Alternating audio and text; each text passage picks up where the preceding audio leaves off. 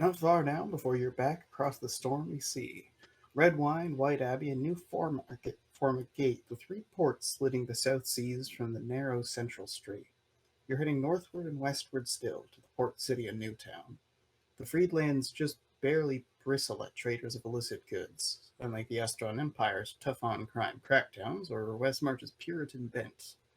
You're off to the city of hustlers and kingpins. Welcome to Bloodwine.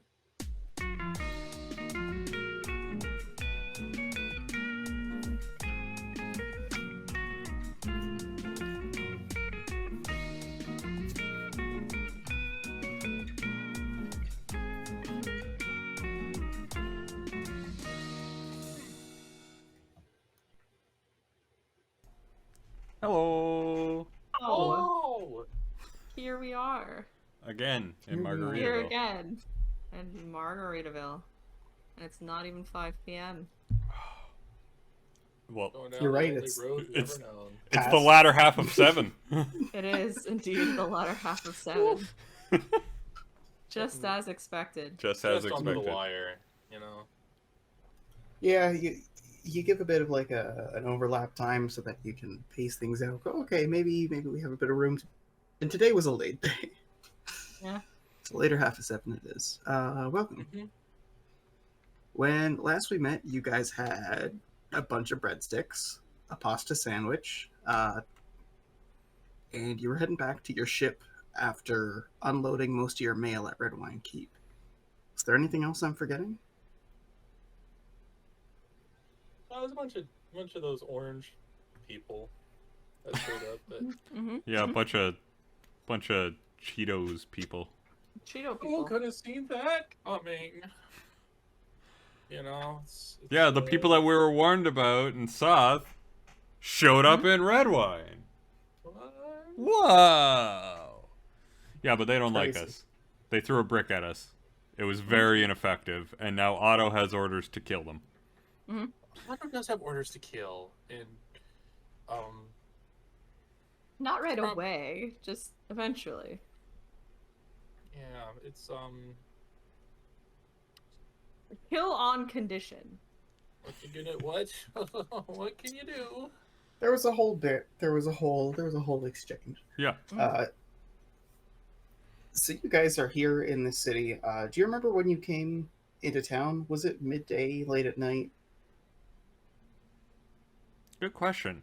I imagine it would have been probably around midday, because we were stalled out at sea for a little while. Then we basically had a night of recuperation and repair, and then we went back out. So we probably would have gotten in around midday. All right. So it's the early afternoon. The sun is slowly starting to sink, but it's still in the upper end of its arc, closer to the apex. It's kind of early fall around here. It's nice and balmy, so early fall just means like the occasional fleck of orange. But otherwise, the harvest season is still going strong. Things are still nice and lush around here. You got rid of the pallet in your boat, and now you've got a whole bunch of empty space. You're able to like pick up and drag the table out so you can move past it a bit easier. You might be able to get rid of, some cocaine if you try really hard. Not that, the Rookery would ever be a front to smuggle drugs. No, that don't sound like it. We also have a nemesis. Yeah, we also have a nemesis that I am going to work towards killing. I mean, he would be around here, wouldn't he? Like, this is where we sort of last departed with him. No. No? We last departed with him. Wasn't it like way down in the bottom right of the map? And we're Oh, Yeah. no, you're right. You're bottom right. middle of the map? Anyway. Bill G, Rooker, we brought you some food. It's very cheesy.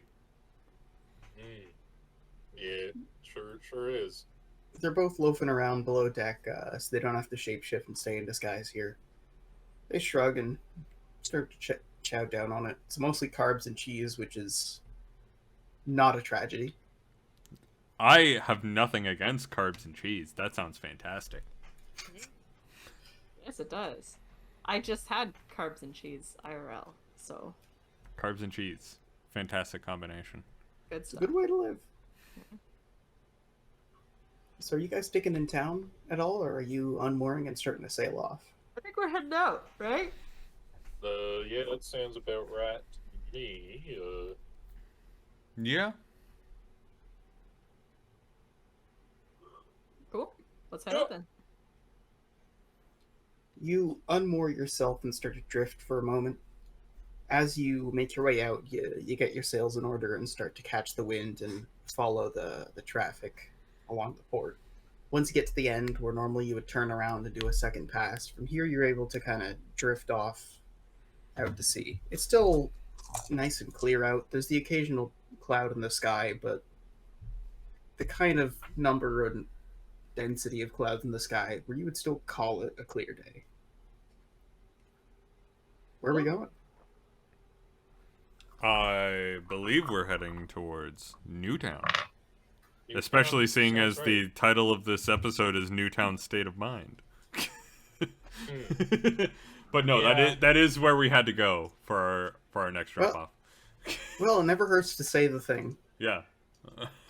Right now, the wind is going to the southeast. Really? Southeast, you say? Southeast. When we would need to head northwest. You are correct. Ah, Mm-hmm. just jotting that down in my little. I'll remember that. Oh, I remember that. Oh, yes. Okay. If I get a statistical report at the end of this, it's going to be hilarious because I'm genuinely just rolling dice. I know. I know. It's either hilarious because it's happening more often than what would be expected, more often than the average. Mhm. Or it's going to be hilarious because it's completely statistically average. Or it's going to be super fucking hilarious because it's statistically happening less than average. Yeah. Yeah. One day. Regardless, it'll be funny. But Yeah. So, yeah, the wind isn't exactly in your favor at the moment. Which way you heading? Heading with wind. north. What were the other drop off points that we needed to make? It was Redwine Keep, it was Newtown, and That was it, I think. there wasn't another one. Yeah, we didn't have another drop off point. Never mind. Should we just go north? Yeah, we should probably just go north. All right, you start to make your way north. You aim for the edge of the coast in the isle just ahead of you. You aren't moving optimally, but that's just because the wind isn't doing you any favors. The sails start to catch, and you make your way 2.5 squares just on the other side. You're able to weave between the little chunks of island off the edge of that main one there.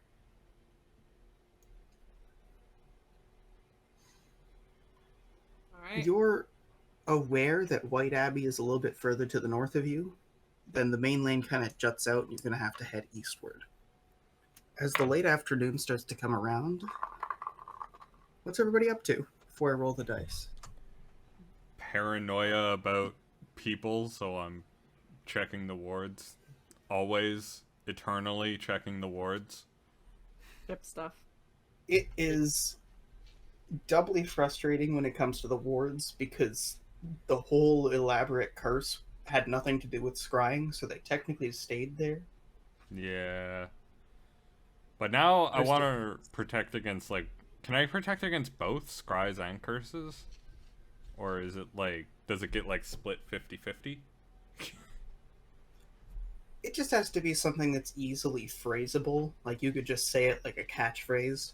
Like, if you have to sit there and have a legal document that goes, this boat is hereby scried against the following 15 items.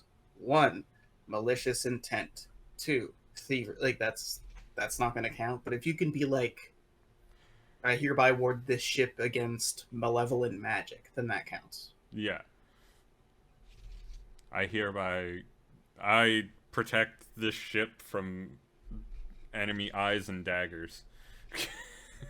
Just gonna go All right, around. going a little poetic, going a little Yeah. sailorly.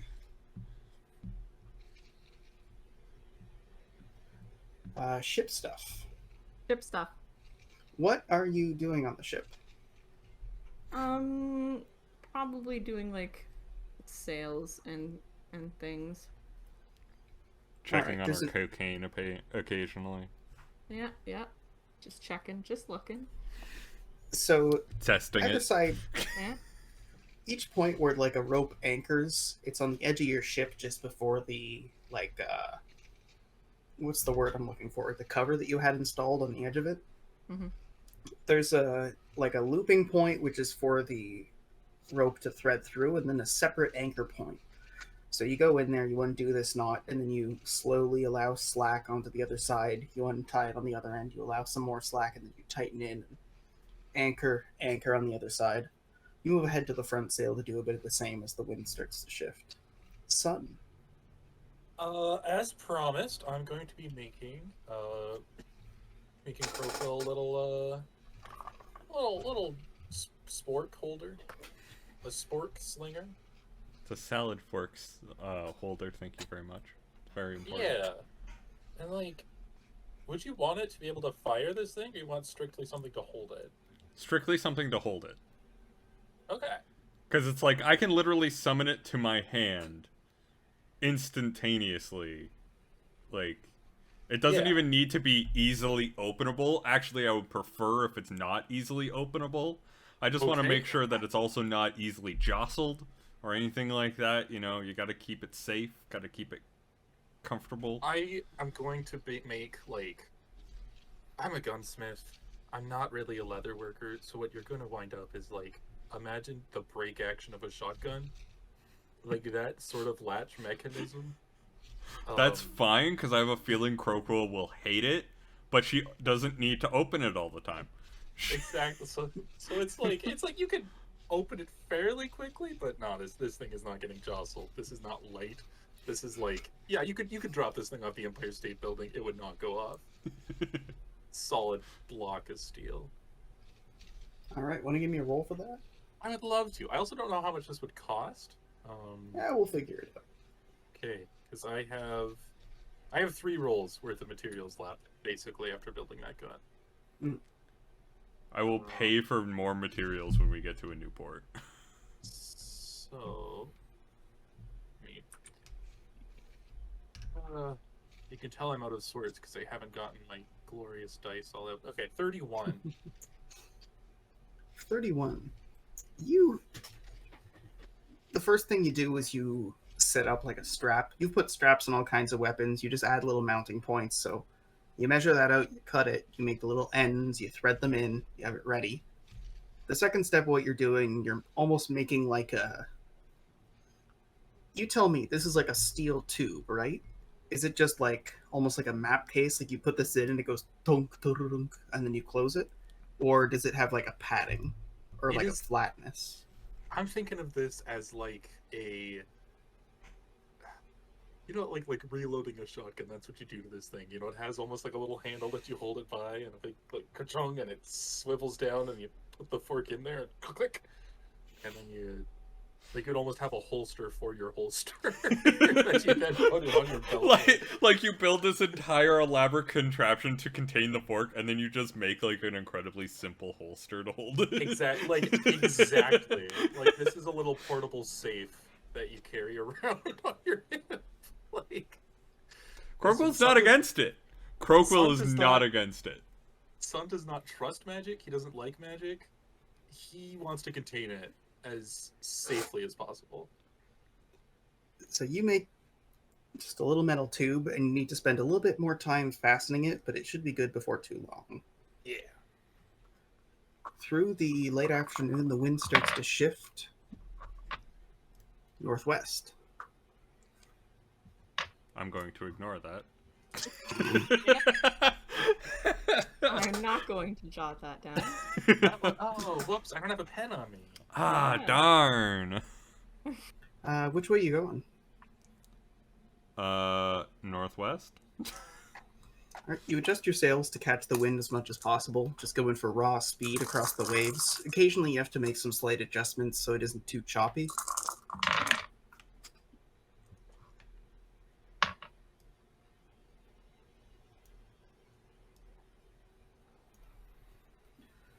So you make it about 4.5 squares to the northwest. Let me double check my files here to see if that throws you into a cliff or anything like that. Really just speeding along. Yeah, we're fucking cruising. Alright, so if we go up a category,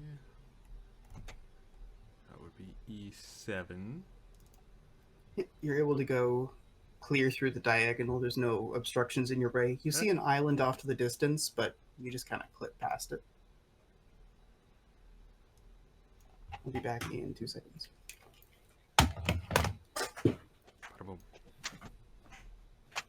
Okay. I think if we were to go to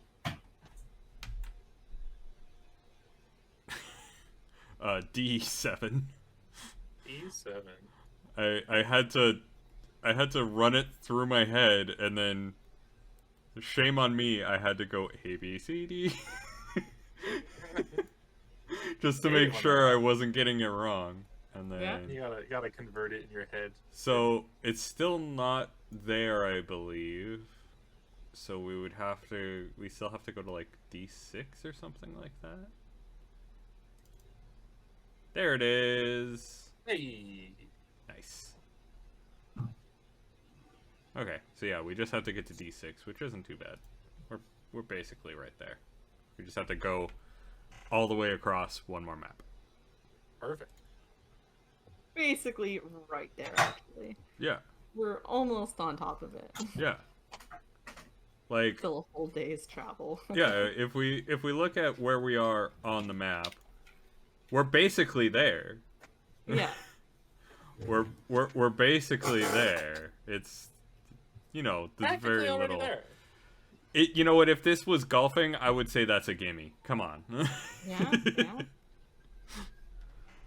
That's why you're probably not a very good golfer, because I think that generally that's when they get you, is with the little putts. Honestly, yeah, I'm probably a fucking horrible golfer. Great at mini putt though. Mini putt's fine. Great at putt's mini like- putt. It's Isn't mini putt just the part where you correct the inaccuracy of the first shot, but like it's the whole thing? yeah. It's like the fun part, I think, in a lot of ways. Like, yeah, let's be real. There's a lot of aspects to golf that people can find fun. I don't find any of them in particularly very fun, but some people do. And like some people like big swing. Mm-hmm. I think that more sports should be miniaturized to keep children's entertained and their attention spans more sort of gripped with fun I art mean, stuff. Isn't like Pee-wee football just mini football? Yeah, that one was... Just the people are mini. No. See, I'm saying like They're just, and they're not miniaturized. They're just 6. like imagine mini baseball, where like instead of just a boring old diamond where you have to run around, it's like, well, there's like a zip line and a whole American Ninja Warrior course between each base. Like, I feel like you that know, exists. So And many injuries. Just so many injuries. well, and there's fun little plastic dinosaurs. Okay. And if you do really well, you can get a pencil as a reward. See? Ken's getting it. Yeah. Yeah. Maybe even a colorful eraser. Oh, Yeah. and maybe in the Get shape a little of a bouncy dinosaur. ball. Oh man, colorful eraser in the shape of a dinosaur sounds fucking Oh, man. amazing.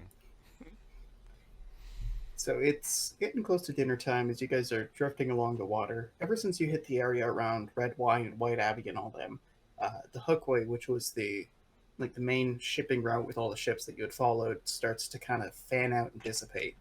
So here, there's ships coming and going, but they're not dense in the same way. And as you get close to this island, you can see that there's a couple of like West March military ships that are patrolling around the area, occasionally like sliding up next to ships to just kind of give them an up and down and keep moving. They better not Worry fucking do that. Westmarch ships. We're afraid of pretty much every ship. Are we wanted in Westmarch? We're not wanted anywhere by name. Okay. That's true. Your Westmarch related crimes have been.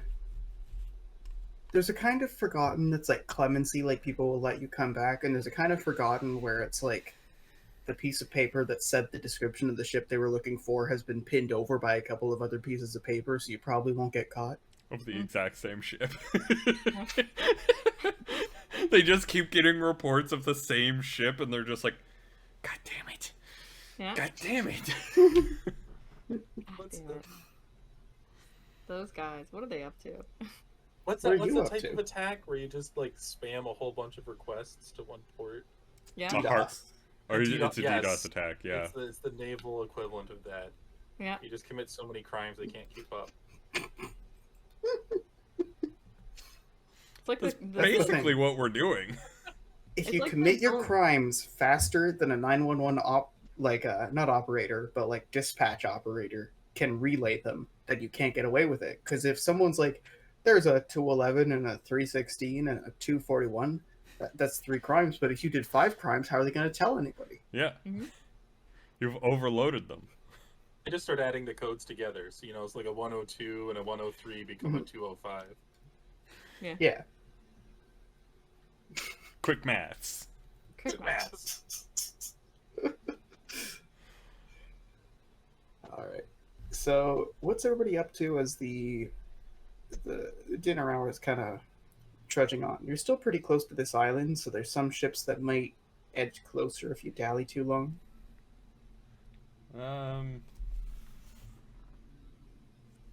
Let's keep on going. Northwest, I guess. I'll do another crafting wool. Go for it. Oh, another crafting wool. Oh, whoa. A 32. From me to you.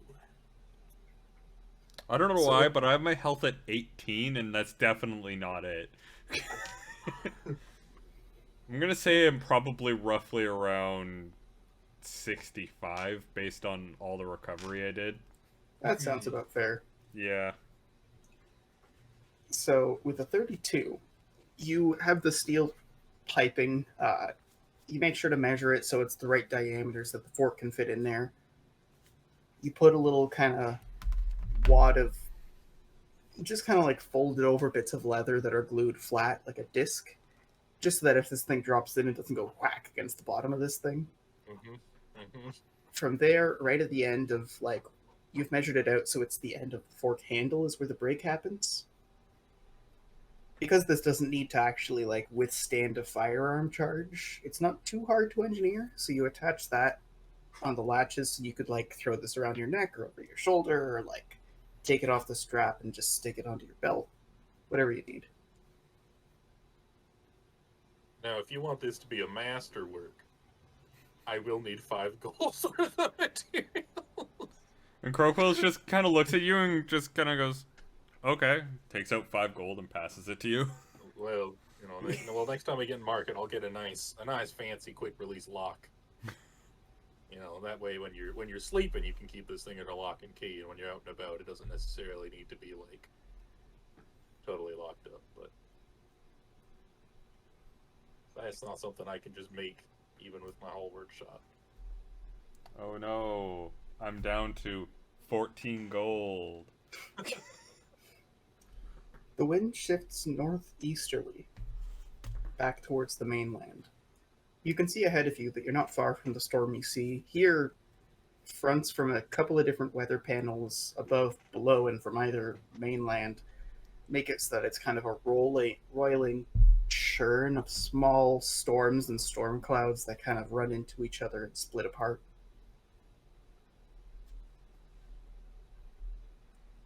Cool. Straight northwest. Straight northwest. Mhm. That's where we're going.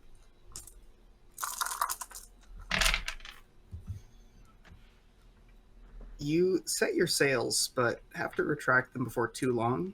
you make your way about 3 squares, a little bit more than 3 squares to the northwest when you start to hit the storms proper. Storms proper.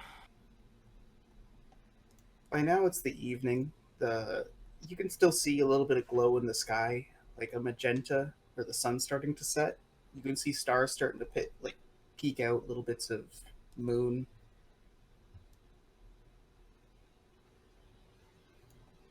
Oh yeah, we do really have just like a whole more map, like one more map to go. Yeah, like Yeah. we just kind of have to traverse like that little half of a distance, and we're in Newtown. Yeah. Okay. So, where are we gonna unload all this sugar and cocaine and weed? Why not Newtown? Yeah. Newtown, Well, I guess. I mean, some of it is still legal in Newtown, but like, we could probably unload some of it, and it would be completely legal for us to do so. Yeah, that makes sense. I mean, we're not really drug smugglers if we don't smuggle it anywhere where it's illegal, right? Mm-hmm. Well, I mean, we did blow through a blockade to get this shit out. Yeah. Right, but they were not letting us in, Yeah. so it was kind of, we had to leave anyway. So are Yeah. we the smuggled product at that point? No, yeah. Or are If they we had just- blockade runners and not smugglers? There's a difference. No, we just wanted to leave and they wouldn't let us. So We Yeah, also use a wanted little to bit of get in force. and they didn't let us. Yeah. it's like when you have a bolt that's a little rusty and you just have to apply a little more force. Yeah. Frankly, I mean, we seem like a lot more like cats at this point, where we see something that's blocked and we want to get past that block. And so Yeah. we paw at it until we can get past it. And then once we're there, we don't care anymore and we want to go back. Yeah. You want out again. wanna go. You're barking to get inside, then barking to get outside, then barking to get inside again. Yeah. Yeah. It would be like if your dog had access to and the thumbs required to operate a sledgehammer, Yeah. and so you have a door to the backyard, and then you come one day and it's just in splinters. Mhm. So you put up the door again, and then the dog wants back in, so it splinters it again. I feel like if the dog is able to pull that off, the dog could probably pay some rent. Yeah. Well, Yeah. He's clearly able to work at construction. Mm-hmm. Yeah. A little bit of demo. Yeah. locksmith, best. I mean, I could do that. No one wants to hire me, I can I mean- smash things. Yeah. I'm great at destroying things. Look at how I've destroyed my life. Sam? I don't want to comment on whether or not that applies to me currently where I am right now. Yeah, sort no of. one in particular needs to say if they identify with that particular statement or not, because I feel Yeah, like sort of. just in general that's a true statement. Yeah. Just like geographically and emotionally and financially and socially. Yeah. Ricker rubs his forehead a bit and goes, "No, I have a headache. Can I do a lazy dinner?" Yeah. Go for it. By all means. You see him take a pot of stew that was already on top of the oven because had been heated like the day before, and now he goes to just reheat it. Takes a couple loaves of bread, just tosses them in the oven of the galley, and kind of leans back against the nearby counter, rubs his temples. You often get headaches out of nowhere? No, not always. Just I don't know, normal headache. It's not that Yep. magic Okay. man what hates us. Magical headache. I think Crockwell will notice. Haven't felt anything. Hmm. I kick their ass if they did, though. A little while later, Ricker goes in. He takes pieces of bread, just kind of chops them open, takes a whole bunch of reheated stew, just puts it in the middle. He goes, "Stew sandwich, Ricker creation." Hmm. Just Stew sandwich. All right. I'll eat a stew sandwich. Yeah. Seems a bit messy. I might have mine open faced. What's everybody's health at? My health is at 65. Probably 100. I haven't updated mine in a while, so solid 100. I like blue. Unless you count solidly sniping a dude in the head as training. Yeah. That's what you train to do, I think. Oh, apologies. So all of you are kind of slowly picking at this while Croquill is digging in rather ravenously. I'm so hungry for it. Even though... You heal 7. Oof. Bad. You know what? I appreciate the effort, nonetheless. He cooks for us every day. It would be a shame if we didn't appreciate him. Are you sailing any further, or are you setting anchor here? It's about nighttime, right? Yeah, let's hang out. And we're like on the Yeah. edge of the storm zone. Yeah. Mm. Yeah, probably best.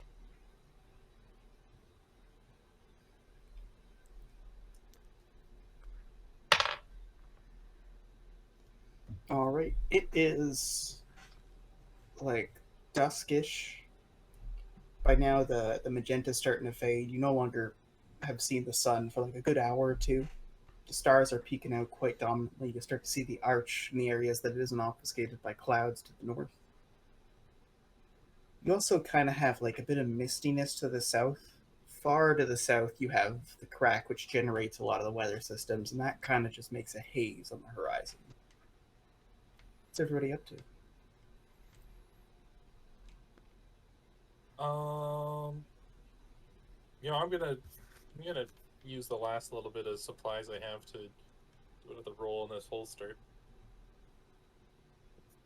All right. So what's the difference between this being basic and masterwork? Because it was a pretty functional design. So I imagine masterwork is more It's like a big lock. suns.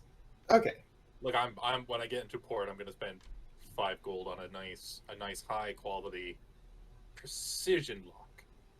You know, All right. Make all So the- you rogues out there jealous. like unscrew the top after hearing from Croquill, and you start like filing out an opening that should be the right gauge for like a lock to kick in. Yeah, Want to give me a roll? I would love to. All right, and that is a 27. And that 27. and that brings it to exactly 9 silver worth of crafting. You file open this hole in the top that'll eventually meet the latch.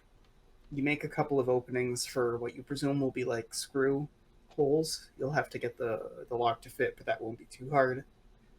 From there, it's all your own construction. So, is it still just a hollow tube with a little bit of material at the bottom? Yeah, it has like a almost sort of an obnoxious wooden handle, like essentially a pistol grip attached to the holster, like so you can hold it by that pistol grip and then activate the latch with your thumb and like one-handed open this up. Do you make this thing look like a gun? Yes.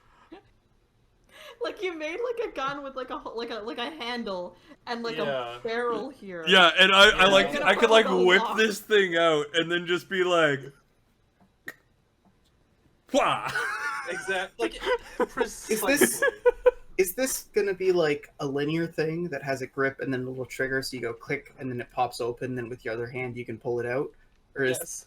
Or is this like it's genuinely you go and like a Joker thing, it goes instead of going pop and having a bullet pop out, like the rear goes clunk and you have to like pull the fork out. Yeah, it's definitely the first one, where You gotta it is pull out the front. convenient. It's not awkward to pull it out. I But- do fucking love the idea that pulling the trigger actually just like snaps the barrel. Which is like the complete opposite of how a gun would function. You're just like, whatever. So it's you start yeah. filing out the actual like gear mechanisms that you'll need to make this quick release, as well as like you start getting the metal aside for the trigger mechanism. You don't have a chance to cut it before it gets kind of late. What Yeah. are Croakwill and Jane up to during the? Probably just chatting with people, hanging out, not doing much. I want to see if I can scry on our enemy with. I have nothing of his to focus on, but I just really want to see if I can. Yeah, go for it. See if the idiot put up wards.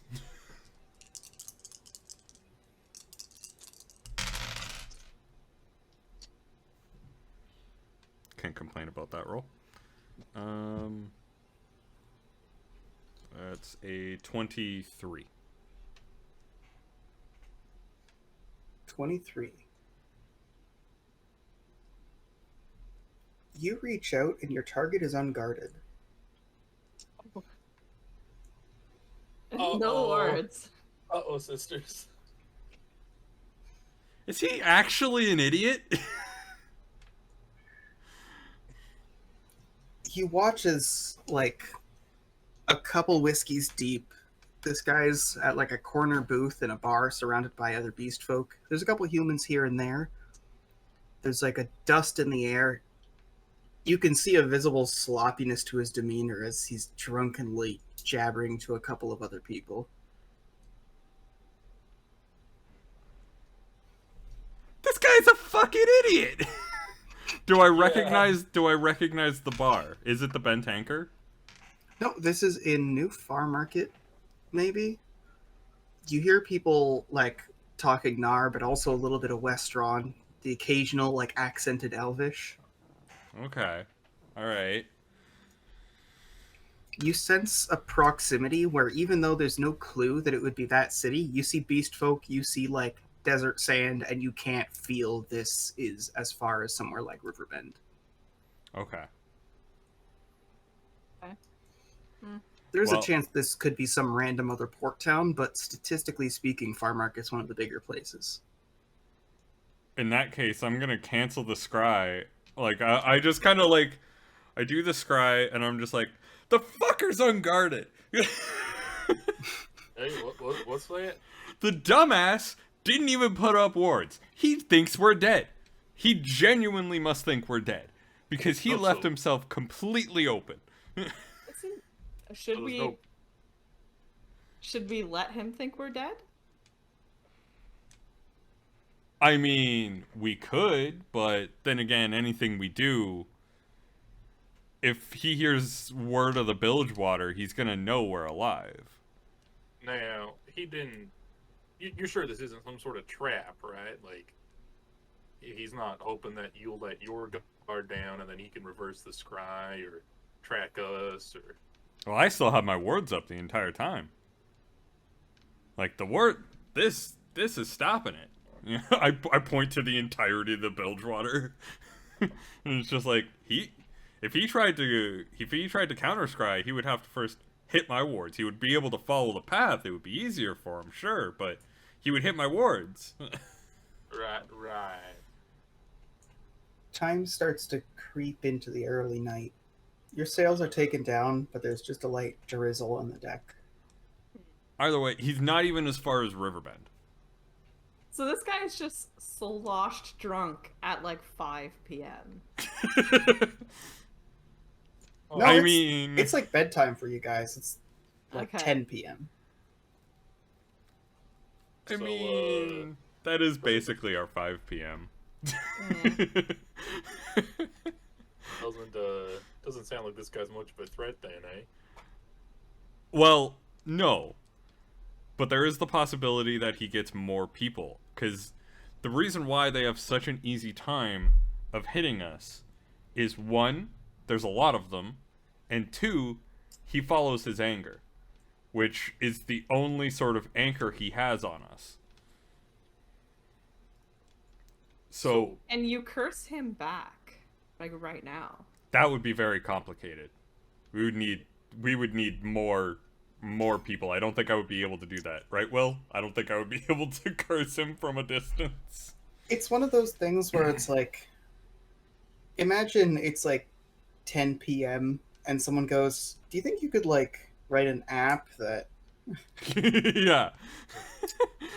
Do you think you could basically write Uber? Yeah, just real quick. Just real quick, I need it for a meeting tomorrow. Can you just like write Uber so I can present it in a meeting tomorrow? Yeah. Well, that's why the Unity engine exists. That's why Jane has a magical level of 0. Yeah. It's like if we were to try and curse him, if I were to try and curse him right now, Bilgy and I together trying to curse him right now, he would basically just sneeze. Nice. Well, That would be the effective outcome of that. Mm. I wonder how many mages in Newtown would accept bullets as a currency. And now that I've said that, I just kind of keep thinking of the amount of like neckbeard spite there is in a mage tower, where it's just like, fucking Becky rejected me, and then they just spend the evening making her like vaguely sneeze at Yeah. like random times. Oh my That is really low key. An important thing to consider when world building is like, No, there's the reason that you have like professional wizard towers is because you go over there and you go, "Look, I've been getting curses from this guy." yeah. Hey, can you? There's this guy Jeff. I need a ward. Like, Jeff, come on, Jeff. I've warded on, him on Jeff. Facebook. I've warded him on Snapchat. But He keeps. Imagine there was an amulet you could purchase that would make a specific dude just leave you alone. Not Would you buy it? physically, but he wouldn't be able to cyberstalk you anymore. That sounds pretty fucking useful. yeah, man. That's why this stream's sponsor is NordVPN. This stream sponsor is the police. This Restraining orders. is If only literally it just a worked. restraining order. Go and get yourself a restraining order today. It's an easy process. We guarantee. You know, you're gonna say, "Wow, I can't believe I waited so long. That was so easy and great and fun to do." I love the idea of this stream being sponsored. That's so funny to me. NordVPN is like, so. Are you afraid that the Imperial Law is reading your mail? We've had the crew of the Bilgewater had a lot of fun this session, but I want to talk about something a little more serious. Turn our fucking chairs around. So, do you guys go to bed for the rest of the night? Yeah, sure. Yeah, probably. Yeah. All right. Who wakes up first? Crocwill's sleeping like a fucking brick. Maybe Jane will wake up first. You wake up kind of awkwardly early. There's a mistiness in the air. You stretch a little. Do you just like sit below decks and wait? Do you walk up above decks and like stick your feet off the edge of the front of the boat? What do you do? Yeah, I'll probably go up above decks, look at the morning sky, breathe in that morning air. All right. So you clamber your way up the ladder. You open the hatch, and there's like a slickness to the deck just because of the light hammering. You notice that the bilge hadn't overflowed. There's a bit of water in there that could use bucketing, but later. You're sitting there looking around when you see that like Otto is in kind of just standard scanning position, doing slow turns every now and then with a little red indicator light going bip, bip, very slowly.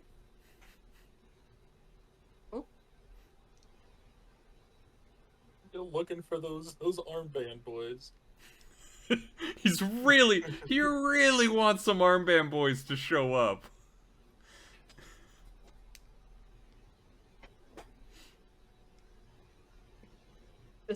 in the middle of the water. We're like out in the ocean right now, and he's like, "Where are those armed boys?" A ship just sails up, and like the flag is just like an arm with a orange banner on it, and Otto's just like, "It's within the variance. Get out of the get out of the proximity." It goes full pog. Did you program Otto's face to have a pog feature? His face is currently in the pog face. Let's be real. It's a Monka S that comes out.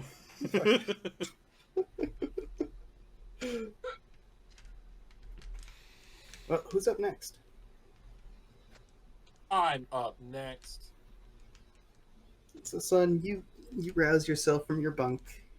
You get a little bit of gunk out of your eye. You put your flip flops back on, and your like blue flame on a red background, like patterned button up off sleeves. Guy Fieri ass.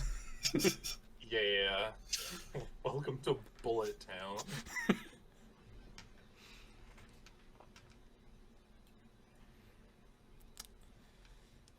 Where do you go? So, What do you do? what do I do? Oh, I'm stretching. I'm going up to Otto. And like, so, I don't think there's gonna be any boys in orange out here. No, just one ship. How far out is it? I'm kind of like looking off in one direction, squinting. There's like you see Otto like emote a little bit as like there's a processing thing, and he goes, 5 hours ago? Oh, probably wait, at night? While we were sleeping? Yeah. Oh, must have been in a hurry, I guess. Got places to be. Places Pictures to be. available. Well, good job keeping us all safe. I give them like the robot equivalent of head scratches, which is like You take the battery and sort of like spark it a little bit. no. That would be like the equivalent of I think that'd be an equivalent of like taking your pet's temperature with a rectal thermometer. I would be like, just give him like a little soft pats for making sure not to scratch the paint, you know. As you do that, he's got like a display that clicks out from the head. You make sure that you don't depress it as you like brush off a bit of dust, a little bit of water, just kind of like give him a quick buff with a little rag. Yeah. All right. Well. The wind is going directly northward as Croquill, you start to awaken. From sleep, you heal 5. Ah. Not great rolls. Croquill doesn't get hurt a lot, and this is fucking why. She also has like unfocused bleeder, like. Luckily, I didn't take insomnia. Yeah, I literally took unfocused early, and just now I've leveled up enough to get rid of it. And because of that, if crafting counts, I'm at like 180 stamina. I'm healed all the way back up just by being in my element craft. Well, it has to be a conscious choice. Otherwise, you don't heal. Okay. Because otherwise, you're just going through your day-to-day. You're not focusing on rest. You're just kind of being. I feel, yeah. The Masterwork pistol, that's me getting back to my roots. That's me being like, yeah, this is what it's all about, baby. Making a holster is not relaxing. So, where are we heading? Wind's going north. Wind's going north. We are heading northwest. Oof. Yeah. Mark that one down, boys. All right. You start heading in towards where the storms are. There's a light pattering that starts to accumulate on the deck of the ship. Who's taking care of the bilge water? Not the name of the ship, the literal bilge water in the ship. Oh, I'll bail it. Our fucking namesake. Yeah. Like, So- we could have been something cool like Storm Rider or anything like that, but no. Bilgewater. Same implication. So, son, you're You get a bucket full of this after opening up the hatch into the bilge. You make your way up out of the ladder, and you go to like bail it off the edge. As you're walking towards it, you see like warbles kind of flutter over onto your hand and then like splash around in the water for a bit, like jump onto your hand again, shake off, and then fly over. You look up and you see the sail that's like a crow carrying a bucket, and kind of go, huh, and toss it aside, go down for another. Hmm. Yeah, I don't think the crow is strong enough to do that, but would be nice. Crowquill's standing there with Warbles being like, of course he's not strong enough to lift a bucket of water. So you move 3.5 to the northwest. You have to tack a little bit northward to kind of circumvent a storm that pushes you one way, and then similarly westward, there's another one kind of roiling and turning around. You're still getting a little bit of light rain. At this point, it's getting a bit windier. You can start moving towards the coast to reduce the strain on your sail, or you can like take down your Genoa sail and just kind of go on reduced sails to keep going through the middle of the strait. What's everybody up to during the early morning hour? This is something I haven't done in a long time. I'm going to be making more piercing rounds. I want to All right, actually get some spending money in my pocket when we get to shore. a little couple flechettes. Yeah. What are you talking about? Crowquill's just bankrolling you at this point. Yeah, well, you know, yeah, greed and all that. I do love the irony that like ostensibly like Sun is supposed to be the cash money of this group, and like in a lot of ways he is, but just by pure numbers, Crowquill's making bank by just being like a sea cave hobo who doesn't have expenses. But still makes money. That's passive income, baby. Our income is not passive. We are actively breaking multiple laws. It's like the least passive. Fair enough, but like when you consider everything that everyone does, like Jane smuggles. You and Ken and Ye actively produce things.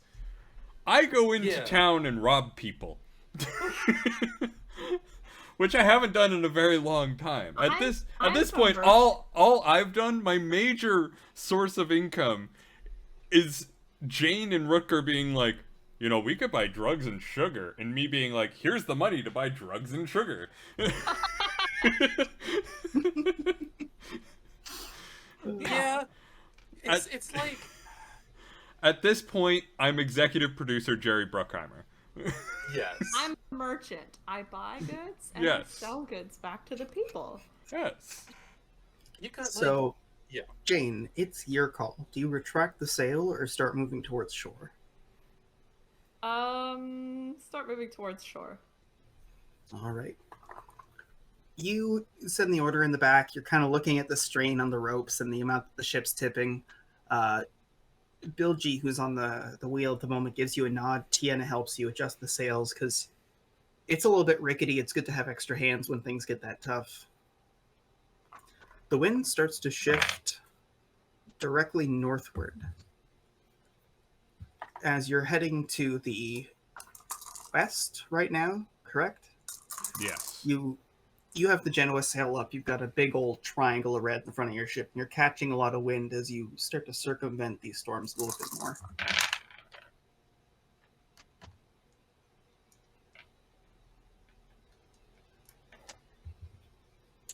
You move 2.5 squares.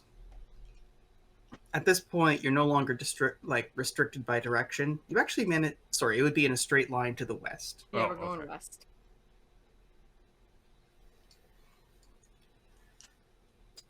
Most of the storms are starting to coalesce behind you. You spent the past 2 hours technically like free and clear, but with like a large dark cloud starting to follow you from behind. It's one of those things where it was going north with the wind while you're going west, and it just kind of gets a little bit too close as it passes. By now, it's the late morning. What are people doing? I feel like Crowquill has been feeling very angry recently. She wants to sort of pull back on that, regain her calm. Mhm. So she is spending the day, or spending this time chunk, I guess, chilling with warbles, playing with warbles, feeling around, using her druidness for like the fish. Not like telling them to do anything, just like getting in touch with the druid roots. So you just kind of sit on your bunk as the ship goes back and forth. You hear the creaking. It starts to become kind of the driving to a meditation, like creak, creak, creak, and the repetitive lulls you in. Your breath starts to sink to that. You get interrupted as Warbles comes up, but it's a welcome interruption because it brings a bit of joy into your day. You toss a couple seeds and like take out the shiny thing. Warble snatches it and kind of like puts it onto the desk to just kind of like look at it and flip it over on the table. You have a chance to get back into your meditation and you sense the schools of fish coming and going. You're getting closer to the mainland. You can tell because the sensation of deep sea earth is getting closer and closer. There's distant schools and occasionally a large whale that'll pass. The wind starts to shift again.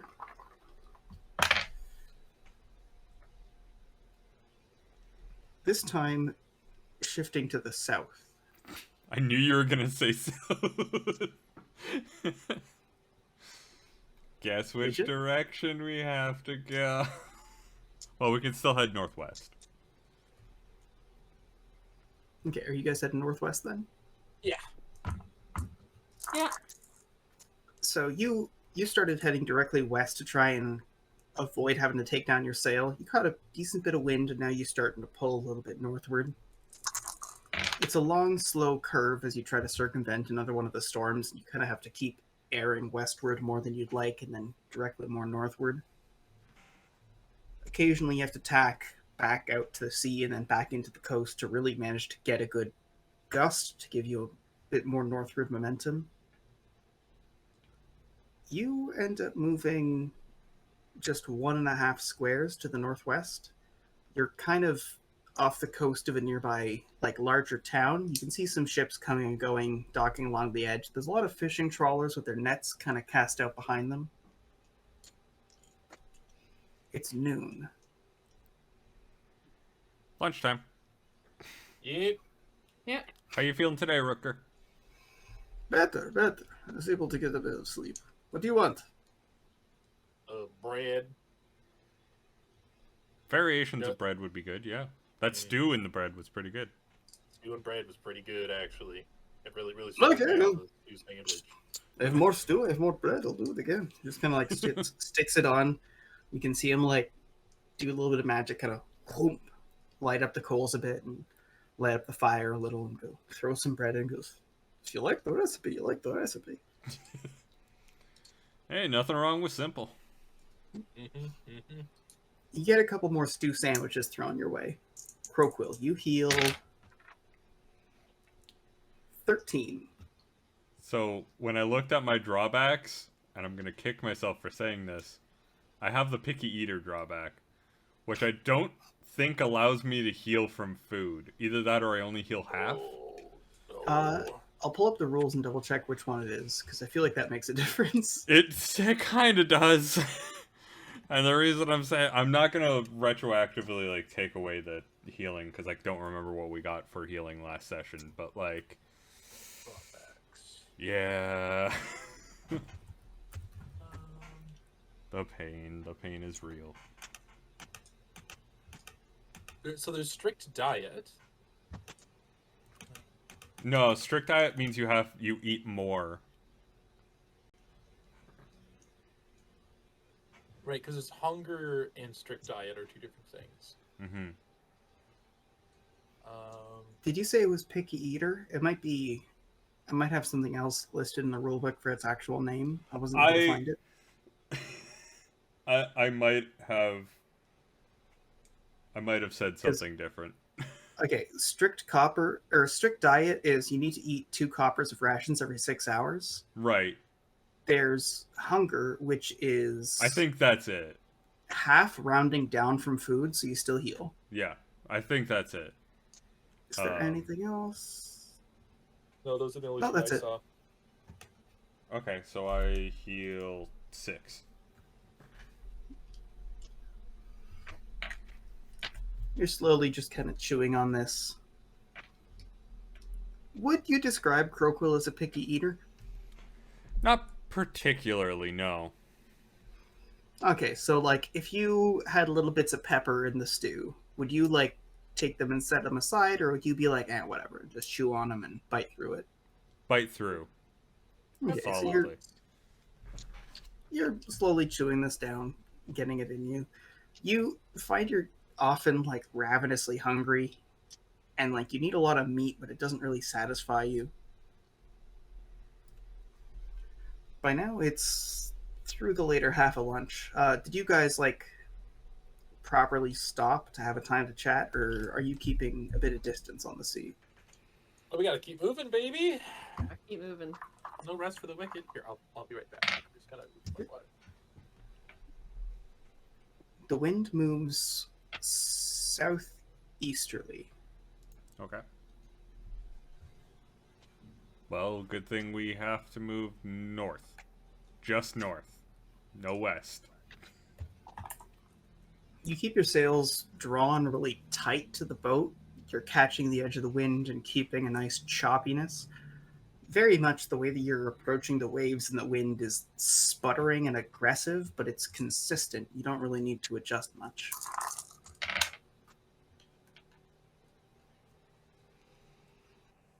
You make your way 2.5 squares to the north. Okay. Which I think gets us into town. I think so. It's right at the bottom of the Yeah. map square, isn't it? Yeah, we were looking at it earlier. I just need to find... There it is.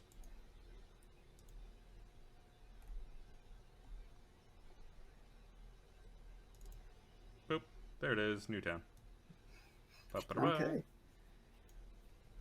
So, son, you get like the message from other people. Kennedy's in there working on his own little project, and both of you start to make your way above decks as you get into town. You are in Newtown. You start to join most of the ships that are going one way down the bay before they turn and do like the port side trawl and pull off into the different docks. You're able to see most of the town here. What do you remember of Newtown when you were last here? Is this the town with the beard smashing thing? Yeah, this is the town with the weird smashing thing where the weird smashing thing broke. Didn't it like break and fall and people got hurt? Yeah. Yeah, from what I recall. You see from the middle of town 2 big long pillars with actively working smashers. You can see the weight slowly get lifted up and then slam down. Oh, nice to see they're Smashing things are back working to their again. usual noisy methods. Nice. So where are you guys looking to dock? Rookery, probably first. Yeah, Yeah. probably Rookery first. Yeah, last we were here, we weren't rookers, were we? We were doing runs for them, but we weren't Rookers. You make your way into the Newtown Depository. Here, there's like an upper section to it with a bunch of offices, and then the lower level and back is a warehouse. The street actually goes underneath an overhang, so if you were to go on a wagon, you have to kind of duck your head down so you don't hit it on the way through. The ships are a little bit further out, and then people will carry them kind of across this overhang so it's protected from the rain. You slowly dock up here by one of the larger warehouses. They approach you and start looking for your information. Okay. Give them the information, I guess. I'll probably have the outfit on if we're stopping at the Rookery right away. Yeah, as we're moving up to the rookery, and Son's like, well, I'll be below deck if you need me. Yeah. So people who are gonna do business begrudgingly put their cloaks on. It's far from unheard of for people to just be quietly on ship loading things up from below decks. You just don't really want to be spotted as a rooker in case anything happens like back in Redwine, but you don't see anybody running by throwing bricks at you, so it's probably not the same kind of scene. So they latch up the crane and help you like offload all of these bricks. You can see that there's a small wagon that's got like a couple of bars for people to push It doesn't go far. They just kind of lug it through the warehouse doors, and then later on you see them lug it through empty after they unload it with the winch itself. Man, think of all the mail that we're getting out of Soth and into the world. So much Yeah. mail. And if we were to Mhm. crack that open, all the mail is just pamphlets of hot singles in your area. Yep. Yep. In the Soth area too. Yeah. Come to So- Soth. Hot singles in our area. Hot singles. This Okay. rookery is actually really busy, so you aren't able to stay docked here too long after you've made your unload. They want to know if you're going to take a weekend or if you want to take a contract immediately. We're gonna stay out. From below, someone's like, stay a weekend. Yeah. Okay, weekend, yeah. Yeah, Alright. we'll see what trouble we can get up to. I Yeah. have some ideas. You make your way back to the ship and start to unmoor it, and you have to trawl your way back down the port. Where would you guys like to dock? There's a couple of different locations. There's the general service docks where, like anybody coming from anywhere can dock their ships. There's a couple of taverns. You guys have been here before. You've gotten the lay of the land a couple times.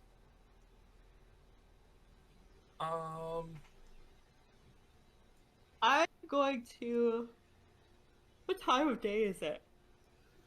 It's the early afternoon. Early afternoon. Would this be a good time to go out and sell cocaine? It's always a good time to go out and sell cocaine. And it doesn't have to be cocaine, it can be sugar. Uh, If you mix it in, who's gonna tell the difference? You just have some really good tea later on. yeah. So you don't That's notice tea. You don't notice this spot by the docks, but on one big rectangular building, kind of painted on the side without that many windows, you see an advertisement for a place called the Ruby Choker in town. Looks like something gaudy and burlesque. You see fishnets and legs. I'm gonna go check it out. oh my, hey friends, when you were asking, hey, what time does cocaine selling happen? As a joke, I typed into Google, what time do drug deals happen? And I found an article from Crime Stoppers Australia that says 6 things your dealer won't tell you. Quote, drug dealers do what they do so they can make money. They are shonky salesmen peddling in an illegal trade. You don't say! I have never heard the expression shonky before. Like, it sounds made up, but apparently that's just slang in like New Zealand and Australia. It sounds like someone's chonky in a bad way. Yeah. Shonky. He's It's with an chonky. SH because he's gonna shonk you. Yeah. Yeah. He's gonna shonk you So- in the chonk. I propose that's the new official adjective that we use to describe our crew. We're a shonky crew. I'll try to incorporate it in the Twitch announcements. Be like, tonight, the shonky crew of the SS Bloodwine. Yeah, a shrewd and shonky crew. Shrewd and shronky. I will say, I love the fact that you guys have like flawlessly embodied why like no port in town trusts sailors. You don't say. I don't Yeah. see any problem. Like, it's not like immediately upon docking we have a guy here to sell guns, a person who's here to just con people out of their money, and just a girl who's going to like sell cocaine immediately. Hey, Croquill is an artist. Now the prefix before artist doesn't matter. Artist. Artist. That is you're right. Yeah. I am a fortune teller. You can tell fortune. Yep. So there's Whether it's true, it doesn't matter. So, Jane, you make a note of the Ruby Choker as like a bit of a gaudy place in town, but there isn't a dock for it here. There are a couple of docks that actually have like the billboard in front and like the facade of the building. You roll odds or evens. You're going to encounter them both. It's just a question of which one you encounter first. The Benter Evens? Anchor. And I got a 4. Evens and a 4? Yeah. What's your goal in terms of place to stop? Sell Good food. cocaine. Sell cocaine. Okay. Sell cocaine. You see a place called the Sailor's Horse. It's a dockside warehouse, and it's got like, you've heard of double doors. These are like sextuple barn doors that are like the length of the building that are open. The Okay. whole floor there is like drenched in hay. Like it's in big block letters in the front. It's called the Sailor's Horse. Um, People are coming and going, but you can see people actually driving their wagons into the warehouse and then like talking to servers and driving them into lockups. You don't get that good a look. You can see that there's some kind of upper level and there's people hanging around there. There's a few docks you could probably sidle up to along this area. Okay. Interesting. Quite a bit of comings and goings. Quite a bit of comings and goings. I'll go check it out. Okay, so you make a note of a second tavern. Is this where you stop? Sure. Okay. You guys start to slow up. You can see there's an attendant and a guard that are waiting for you as you like start to direct your way in and get your sails down. I'll give you a second to like prepare for dockside inspection while I go to the bathroom again. It's fine. We're just gonna flash our port pass and be all good. Flash Yep. that port pass. Yeah. We should really go back to like White Abbey and thank that governor for giving us this port pass, if he's still alive. Oh, I'm sure we would have no trouble finding him Or his grave. or his grave. Just saying, might be dead. Might be. No. Might be dead. He Might a actually be little dead, bit deceased. Just a little tiny bit dead. Yeah. Yeah, well. Such is life, I guess. I don't Such know. is life. So what are the other things that criminals in Australia are doing? Oh, it's just. Okay. So before. What the aren't the wine drug argument- dealers telling me? What They're are not telling you that they telling use fillers in their drugs, that it's profit over people, that they don't know what's in the drugs, that the pain they cause is conveniently forgotten, that there's never a special deal, and there is something that you can do. That yeah. Okay. That sounds like the basics of drug dealing there. Yeah. I'm not really sure. Yeah, Yeah. I feel like you kind of understand this stuff if you're buying drugs. if you're going, Yeah. it's not exactly hidden from you. Yeah. But I mean, it's the 6 things that they're not going to tell you. Well, I mean, yeah, they're not going to tell you that they use filler. Why would they tell Well- you that? It's an understood Wait, are we- thing. Are we going through the article? Yes. What did I miss? Really quickly, they've actually written it in a way that it's really easy to follow. Oh wow, like it's a list or Yeah. Yeah, so it's Yeah. basically it's just a list. They're basically saying your drug dealer isn't your friend. They're doing it for the money. They don't care. There's no special deal. They're not going to give you a deal because they like you. Oh no. They don't know what's in there. And the important one is that there is something you can do, and that's not something most drug dealers will tell you. You that there mean is that something my you can do to dealer? stop them. You mean my dealer, Shonky Pete, isn't my friend? No, I'm sad to tell you that the frontman of the Electric Six, who does in fact buy the drugs, is not your friend. Hmm. that's. I feel like that's such a mom article because like anyone who's ever bought drugs is like, yeah, I know I'm gonna meet a sketchy dude on the alley that wants to give me my $10, and he is incentivized to give me actual weed so that I get $10 to him later. Like, Yeah, I don't feel like my furniture salesman's my friend. I don't feel like the mattress guy's my friend. the guy I bought my guitar from. Now that was a friend. That was a friendly friend. Sometimes. He was. God, I hope that shop is still open. You know, I haven't bought anything for them in years because like You don't live there. I don't live there anymore. Yeah. It's kind of hard to like make a trek to an entirely different location to buy something just to be like, I'm a recurring customer. They're like, great, enjoy your 5-hour drive home. Exactly. Yeah, exactly. It's like, when they say shop local, there is sort of the local element to that, where it's like, Yeah. well, Yeah, it does need to be local. it doesn't need to be local. No. So you start to throw out your ropes. They catch them on the dock and start to tie you in. The attendant there mentions that it's a copper every 2 hours for parking. Ugh. Yeah, okay, bud. Well, we'll be quick. Yeah, yeah, as though a parking ticket is somehow like the line we won't cross. Yeah. Yeah. No way. No way. We would break all parking tickets. Parking laws be damned. We don't care. Although weirdly, I feel like the Port Authority is somehow has more sway over us than the entire empire. Yeah.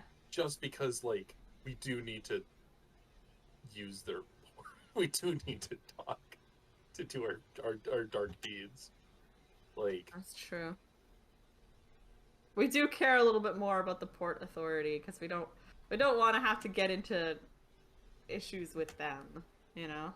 yeah. It's like if you are someone who sells guns in like a perfectly legal gun shop and you anger the FDA because you sell like coffee with too much caffeine in it Yeah. from like a coffee company because you're a small business that like, you know, you have like a fridge with pops by the edge of the entrance kind of thing. You've got the range and like people can buy a bag of chips if they want it. It's a weird business. And like, sorry, where was I going with this? I think you're just Yeah. you're living your urban fantasy. Maybe. There was something we were talking about and I completely lost the plot like halfway through that, and I would appreciate some help. It's a little memory moment. You got slurped into the American dream. You were we were talking about how you don't want to piss off the dock authority. Yeah, like if you piss off the NDA because you're selling weird coffee, you just have to stop selling coffee. But if you piss off the NRA and you're a gun shop, your career's over. Yeah, that's true. Piss off the Yeah. ATF, and that's a different issue. It would be like if in Smokey and the Bandit, prior to that movie happening, the Bandit just really pissed off every single sort of tire manufacturer in the country, and had to go to Canada to get his tires. The Michelin Man doesn't want you here. Yeah, like I find that really funny because the whole plot of Smokey and the Bandit is that these people are smugglers who just like have affable and kind relationships with strangers who are willing to help them along the way exactly. because they respect the people along their route. Yeah. So I find it hilarious the idea of like, what if the entire reason that Smokey and the Bandit are able to get through this adventure is inverted, and the cops don't care, but exclusively every time they pull over for a burger, they're like, we don't serve you. No, you can't take a shit here. Leave. No, see that's the funniest part. Is if every single time he stops for a coffee or anything, the guy's like, "Oh no, not you again." Listen, you can have your coffee here. You cannot shit. You can't. Last time a man died trying to clean the bathroom. Keep on moseying, Buster, and like that's why the police caught him in the end. Because he just Shit really had to crimes. poop. His shit crimes. His Yeah. shit crimes. There's also an ending to Smokey and the Bandit where he's doing like a cool car trick and he just wraps himself around a lamppost. And a lot of people want to talk about that. But No. that is impossible. I don't remember that, but all right. So yeah, the attendant wants parking money, and the guard nearby wants to see some papers. Okay, well, we can flash our pass? port pass, and we can pay the dude, ask the dude how much he wants at least. Yeah. Cop Give for him every two. 2 hours. 2 coppers gives us 2 hours, you know? It's the late afternoon, so that should leave you there until like the dinner hour. Yeah. With that, the attendant waves you off. You see he's got a little clipboard. He writes down SS Bilgewater. As the guard is there checking the port pass, gives it an up and down, looks at the name of the ship, looks at the port pass. Obviously, like, you're gonna be fine, but the guy's kind of making a show of being like, we're really checking, friends. And then, you know, looks back, backs up a little bit, takes a look, cross references, goes, and you're Jane Mhm. Doe. Here. Okay. All right. Good to go. They let you sit there. You are in front of the sailor's horse right now. There's a big, open, wide set of like warehouse doors. People coming and going. People riding horses in and leading pigs in. All right. Looking to sell some drugs. I want to go looking around. Okay. Do you put anything like on you? Do you like bag things up, or do you just have like, hey, on our boat we got Yeah, something. yeah. I'm not gonna have anything like on me, like on my person. I'm just gonna like go looking around, seeing what's up, and maybe Okay. talk to people. Sun, by contrast, has like a big, almost 4 golds worth of piercing rounds loaded up in a crate, and he's just like waddling down the gangplank, like, "Whoa, someone better buy these fucking things." So you're sitting there with a big old wobbly crate, making your way down. Ahead of the group, Jane, you're eyeing this place. They have guards at the front and back. They have similar entrances on both ends, but like from the vibe of this place, if you knew people well enough, you might be able to like dodge the guards going in one end and out the other.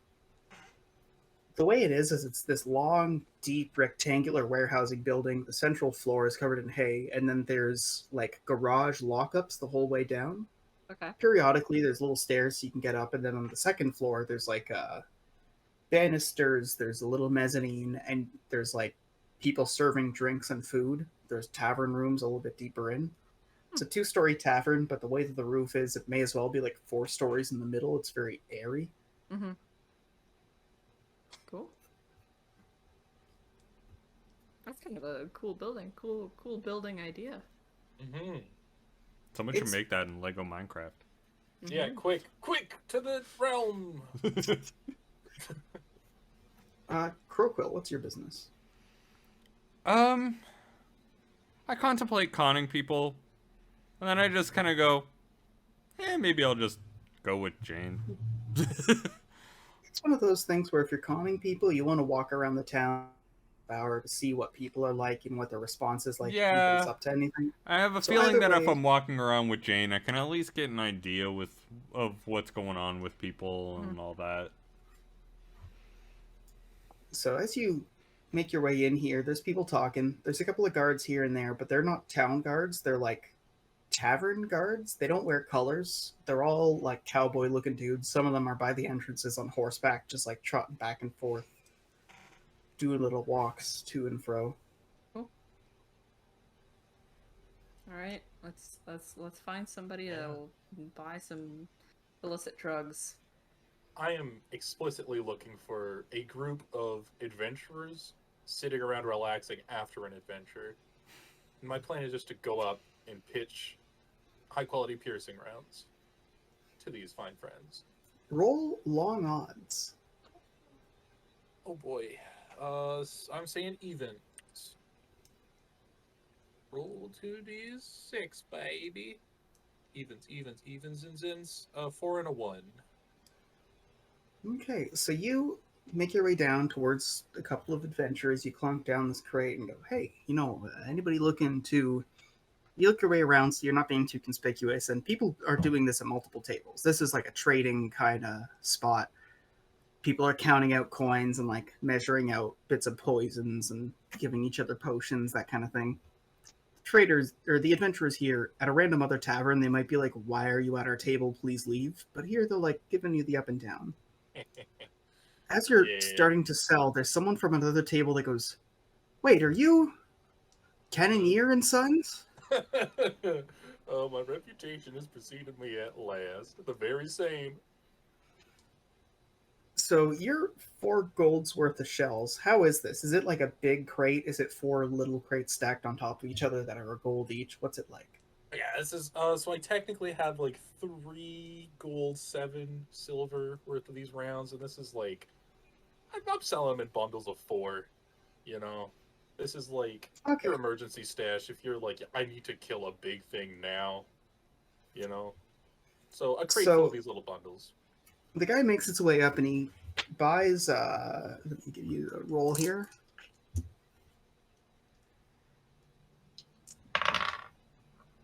He buys 5 of the bundles, so 20 individual flechettes. How much is that worth? I feel like each flechette is worth a silver, so that'd be 2 gold. Okay.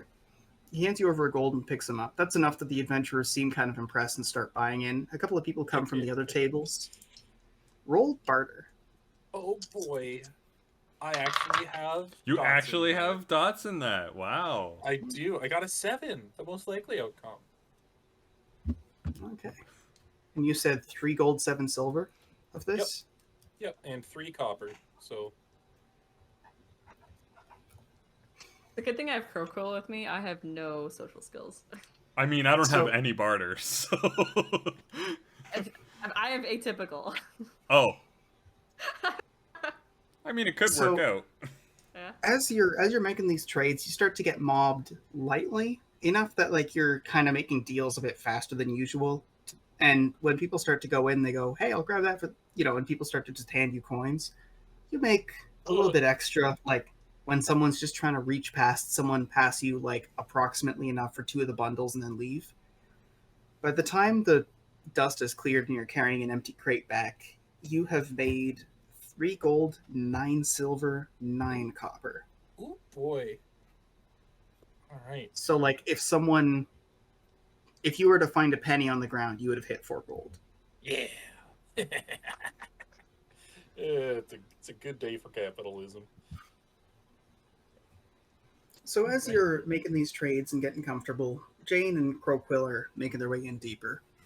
People are making a lot of these trades, and you can see some of the lockups are opened, and there's traders with like wagons that have like a couple of crates covered by, a little cloth to lift them up a little bit, show someone something, pass them a bottle from underneath. Some of this is perfectly legal goods. People are just trading like cages of chickens. Some of these lockups genuinely just have the pigs you saw get let in earlier. People are just buying them and leading pigs out. On the upper level, people are in chairs actually like sitting comfortably and talking to each other. Sun went over on the one side, you guys made your way over on the other, and you're watching people come and go. There's no specific bar, just servers, and they go behind like a couple of double doors on the one side to go and get whatever they need. There's an empty table you could claim with a couple of menus sitting there. You've got one of those little like kitties where it's like a couple of condiments and a little drink menu and like some salt and pepper just kind of in a thing in the middle of the table. You want to sit down and maybe get a lay of the land a little bit? I mean, sure, but you're the smuggler, so you're gonna have to point out who you think we should talk to. Sure. Yeah, I guess. Like, you point out who we talk to, and then I'll talk to them.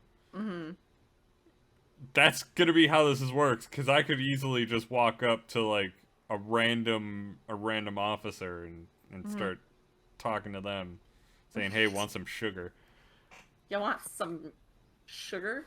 You want some cocaine?" Hey, you want some cocaine, buddy boy? I like the idea that the whole time you're like, you want some sugar, and you gesture over and it's literally just sugar that's illegal because of import laws. Yeah. Pretty much. See, this is fun because someone misunderstands you, be like, "Oh, I thought you meant cocaine." It's what? Well, let me tell you about import tariffs.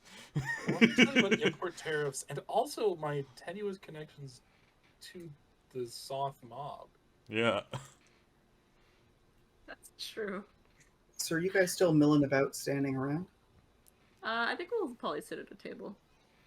As you sit down and pick up this menu, you can see they have some drink options and food options, and they're also renting out both rooms and lockups, either by the day or by the week. Cool. Well, I mean, I still got some shopping to do. I mean, a good old market. I need to buy a big lock. I need to. All right. Is it a social role for me to find out who it is that I should be selling drugs to? That'd be a smuggler role. Okay. Okay. Good. Gotta get that mental smuggle. Yeah. It'd probably be a mental smuggler. Oh, 100%. You're trying to figure out who it is before you talk to them. This has nothing to do with socialization. This is like creepily sitting in the edge of a tavern and looking up and down. Yeah. Okay.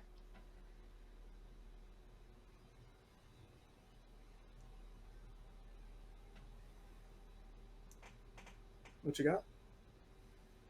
13. 13. You have bulk, so you would have to be selling to dealers, unless you want to, like, grab one of these packages from underneath the person's mattress and just hang around the side of the ship, like, making deals with people, walking into taverns, asking That people, "Hey, sounds you looking awful. for a little?" Probably to dealers, that's like probably easier. It's just... You are unable to identify a dealer in this location, though. Okay. That makes sense. We are in a restaurant. Yeah, I passed that information along to Crowquill. Let's go find like a You're able to. There hasn't been a waiter come by yet, so you can probably split before anyone picks you up. Yeah, let's do that. You start to wander. Pretend we're not interested. Like, This menu's a little bit pricey. yeah. Yeah. You look back from the menu and you're like, pork chop sandwiches, and you put that down. Give me a stew sandwich any day of the week over a fucking pork chop sandwich. Yeah. Have you guys ever made a stew sandwich? It's such a good, I made leftovers the day before. You have, just a bit of white bread, a bunch of stew, and just another one. You just go home. I mean, I've never made a stew sandwich specifically. I've always just eaten stew and just felt really bad because I don't like stew all that much. Mm-hmm. But, I've definitely eaten approximations of stew sandwiches. Stew sandwiches was entirely an invention from the beginning of this session, being like, what's Rooker gonna make when he wants to phone it in? And now it's the party favorite. It's it's Ocean Biscuit TM all over again. Yeah. Yeah. Yeah, let's go find somewhere else to find some dealers. Okay, son, you see your compatriots starting to wander off. Oh. Well, I'll catch up to them later. I got purchases to make. What are you looking for? Well, You're looking for the lock, right? I'm looking for a lock. I'm looking for powder and wood furnishings and metal bits. I just have a lump sum of gun supplies that I use for crafting guns and a lump of munition supplies I use for crafting munitions, and they're both empty. So you look around and there's people with small casks or little boxes of whatever, but these are small merchants or little, picked up bits of whatever that you're fencing off to someone else who wants to buy them. This might not be where you're looking to go. You might want an actual, actual legal market. Yeah. Keep in mind, Crowquill has given you 5 gold for whatever. Yeah, well, I want to find a good high quality lock, and I don't think here's where you're gonna find it. Although I will say, for Sun picking through a bunch of illegally gotten gun parts would be a pretty fun afternoon. Being like, oh, that is a mint condition antique receiver. They only made a couple hundred of these. I'm taking that. Some people build puzzles. Some people look to make a puzzle out of a gun. Yeah, some people, people will get an old car as their project. I feel like Gun would do that, or Sun would do that for Gun. All right, so Crowquill is clinging to Jane. Sun is on his own looking for business. Who are we following first? Us. Sure. Yeah. All right. Yeah. So roll me long odds and tell me, are you looking for exactly what you're looking for or something out of left field but intriguing? Always looking for something intriguing. Oh, Always. yeah. I mean, last time we did this, we robbed a house. Literally in this town, we robbed a mansion. Oh, right, that was this town, wasn't it? Nice. Okay, even. I got a 6 and a 1. So you're walking around looking for what you're looking for, trying to find the ruby choker, because that's the one where you went, well, a billboard with fishnets, they probably want some coke. You find the smasher in the middle of town. There's 2 central towers and then one snapped base. You can tell by the age of the wood they've put in some stabilizers retroactively. But there's an artificial avenue carved diagonally through a city block from where one of the smashers came down onto people's houses. There's a crater right in the middle of an intersection with a big weight sticking out. So it did go down. It's just It's now just a like a statue. It's a monument to stupidity, I guess. Yeah. To failures of engineering. Mm-hmm. Hey, that sounds like something to drink to. Yeah.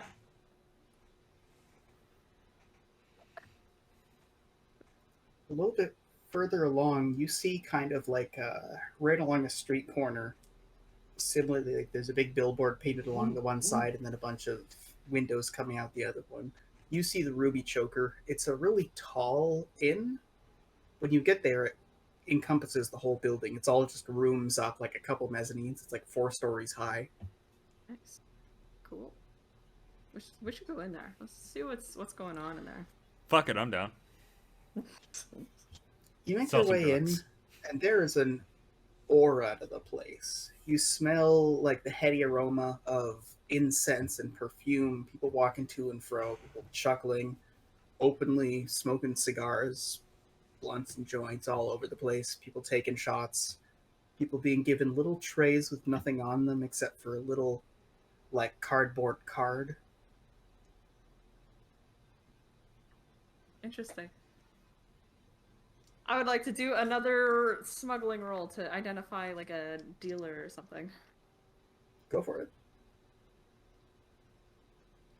Nothing else, I'll just go along with it for a little bit, and then once I get in there, I'll just be like, you know what would make this better? Cocaine. 15. You're looking around the ground floor. There's a lot of tables for people to like sit down and have some drinks. There's a stage in the front where a burlesque show is starting a little bit early in the night. It's not the most gaudy piece that they'll put together. There's a massive chandelier covered in little like candles that must get lowered down and reignited between every like event. As you're looking up this menu, there's like steak pie and fries. There's some beef dip, like a beef dip sandwich. There's eggs, and then from there, there's like menu items like cigarette, special cigarette, uh, sugar packets, that kind of thing. You also notice that they have rooms that are available hourly. They're openly advertising a 1 silver lap dance, a 1 silver massage, and something just labeled as company for 2 silvers. Nice. What was the Company. smuggling roll? 15. 15. Given the things listed on this menu, you might want to talk to the actual owners for the sale. That would make sense. Yeah.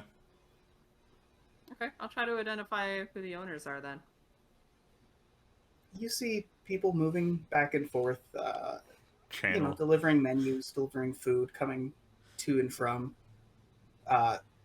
They're going up to rooms upstairs and back, going into like the kitchen. You can't identify a single location where the owner might be staying. You should channel your inner Jane's mom and ask to speak to their manager. I'd be too like obvious about this though, right? I don't know. How else could we ask to speak to the manager? Yeah, Oh. I think You can see that there's some people close to the entrance, and there's some people standing here and there who have these heavy jackets. Roll odds or evens. Even 4. One of them you can see, like, they all have these lumpy jackets. One of them adjusts it awkwardly and, like, tries to rebuckle the straps. You can see that, like, on the inside of their jackets, they've got, like, socks hanging from, like, a little loop that seem to have something heavy at the end of them. Pokemon Sword and Poop Sock? Probably yes. Let's jump back to Um, Sun. Where are you going? I feel like Sun is kind of picking his way through. There's not really a lot interesting here, so he's going to like an actual reputable warehouse to purchase, steel stock and There's a couple of different places you could go. There's the Newtown Steelworks, which is a large building that just sells like bulk orders of like steel ingots that would be reshaped. There's Pipe and Gear Supply Company, which is they're technically a wholesaler distributor. They buy from other warehouses. There's That sounds also like the there's also just like the junk sale.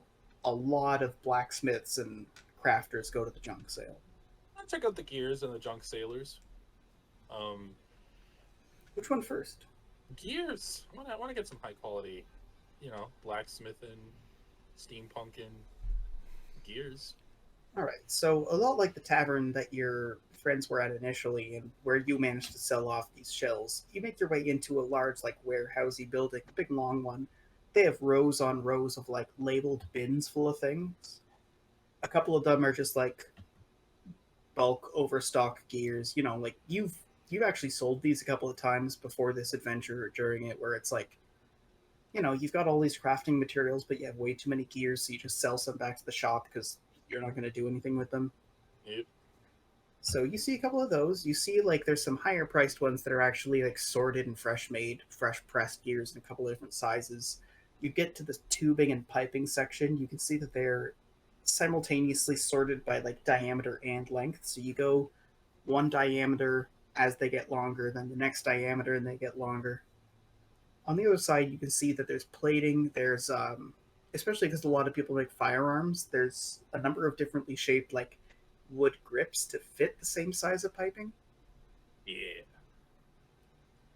You don't see anything for locks though. You see individual tumbler pieces and like husks that you could build a lock into, but this might not be the right spot.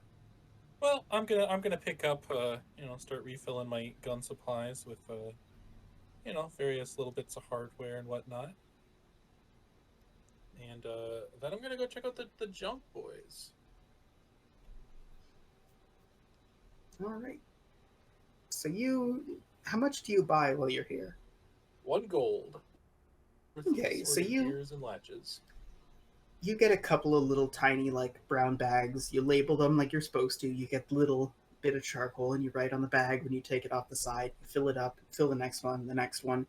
Go over to the checkout and they have like a little like classic scales of justice style like chains, little buckets thing. They have individual like hook topped weights that they lower down and check the exact amount you're picking up, do a little ledger calculation, and then you pass over a gold. They slide you over a couple of bags of miscellaneous gears, screws, and like a couple of just long sections of pipe that you just have to hold. Yeah. You're able to get them back to the boat quickly enough before picking your next location. Where next? The junk shop. You start making your way down the road towards the junking location. Back with Jane and Croquill. So you're sitting around in the Ruby Choker. You haven't really had a chance to take a seat yet. People are coming and going. People are talking, sitting, making unusually friendly advances towards their servers. We could go talk to one of those guys in the big jackets, ask them where the owners are. I mean, they certainly seem like they would know. You make your way up to one of the guards and kind of go, hey, you know where the owners are? One of them nods to the other one who stays by the door while the other one leads you off towards like the stairwell. You go up, not the whole way up, just to the 3rd floor. In one of the rooms off to the side, the guard knocks and then just waits. Another guard cracks the door open. The guy mumbles something. Door closes. The guy goes, just a couple minutes. Cool. You're kind of sitting around on the mezzanine on the 3rd floor as people are walking to and fro. You hear obvious sex noises from a couple of the rooms. There's a loud woo as someone like knocks over one of the trays, and there's a little kind of puff of white in the air. Oh, they just had fun. Someone just got some free stuff. A couple of people who look similar to the guard leave the room, and then the guard ushers you in. There's a couple of other people there. A bunch of like beefier looking Torgish mooks. One of them is just open carrying a shotgun and kind of doesn't point it at you, but very clearly changes stance to be like, you try anything, I'm a twitch away kind of thing. There's a really thin looking guy, scraggly at the desk, goes, hey, how can I help you? All you. Newcomers in town? And like, yeah, we've come here a couple of times. Haven't been here for a while. You know, last time we were here, the smashing thing was on the ground, but we're There were a lot of angry people after that happened. there were a lot of angry people before that happened. Well, what are you angry about? How can I help you today? I'm not angry about anything in particular, actually. I'm here to. False. Hey, I have 3 dots in deceive and 0 dots in convince. So, if I have to roll deceive because I want this guy to think I'm not angry, I'd rather do that. It was like, I'm more in the business of making sure people are just feeling at their best. So are you working with any out of town organizations? Oh, hell no. Why are you here? Come on, why are you here?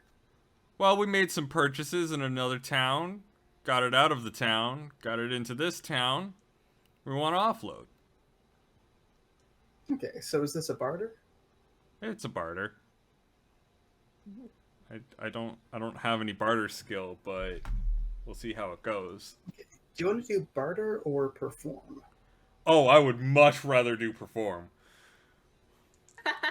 Crowquill goes into this epic tale of like passing through smuggling lines and says that the god of the ocean himself came to give us the middle finger.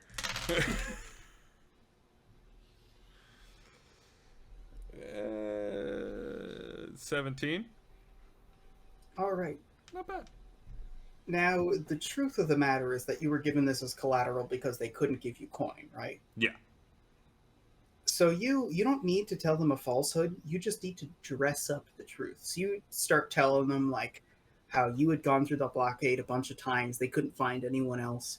You had like run this job at Riverbend that you're not supposed to talk about, and the only way that they could buy all the stuff that you had lifted from this place was in collateral. So now you need to liquidate your liquid assets or powder assets, you should say.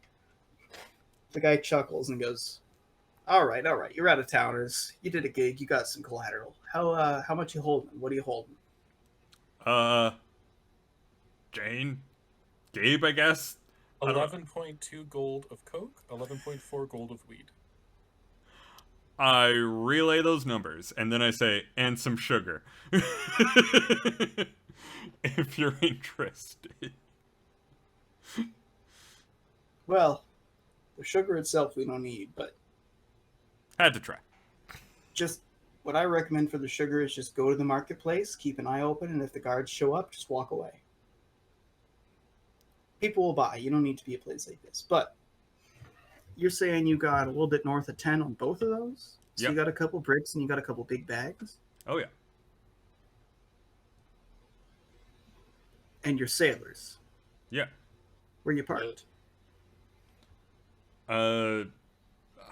Outside of the what's the name of the thing? Jane would know it. Sailor's horse. Sailor's horse. That's a fun name because like sailors don't generally have horses. He nods and he goes, why don't you stick around on your ship or tell someone to stay on the ship? Well, what's the name of your ship? We'll pass them a slip, tell them which, a slip and a key, tell them which locker to open. Bilgewater. All right, Bloodwine it is. So, you mind if we send off someone to just take a look? No problem. By all means. All right. John, Wilkins, you want a couple of people nod, taller people, the same lumpy jackets with stuff underneath. Start to make their way down the road. You can see they've got weapons slung over them over top of that. Let's go back to Sun. What are you up to? Oh, I'm headed towards the junk shop, looking to get some metal and some wood furnishings, and they have any heat crystals for a good price, I might pick some of those up as well. So you're making your way through the junk shop. You see like a torn piece of paper that's for junk crystals that used to be labeled somewhere, but you don't find them. There's old dead batteries, but you do a trick where you use like a little filament in a bulb and you try to see if they spark, and most of them are dead. On the other side, though, you see a whole bunch of like it must be junk from an old shipment. There's a mild amount of rot, but you could very quickly like use like a varnish and paint remover to strip these and then recover them with another stain and another varnish. Oh, I have like a big old cart, you know, like one of those ones at a Home Depot or something for all sorts of sizes of nonsense. And Okay, roll odds or evens. all right, I'm gonna roll for evens like I always do. Actually, I'm gonna roll for odds for once in my life. Okay. Oh my god. Welcome to it's- the dark side. And there's gonna be a 3. See? You're never gonna go back. No, it's a 5. Still, you're still never got gonna the fucking odds. go back. You see like the hinges are visibly bent. There's a disembodied wagon door with a lock on it.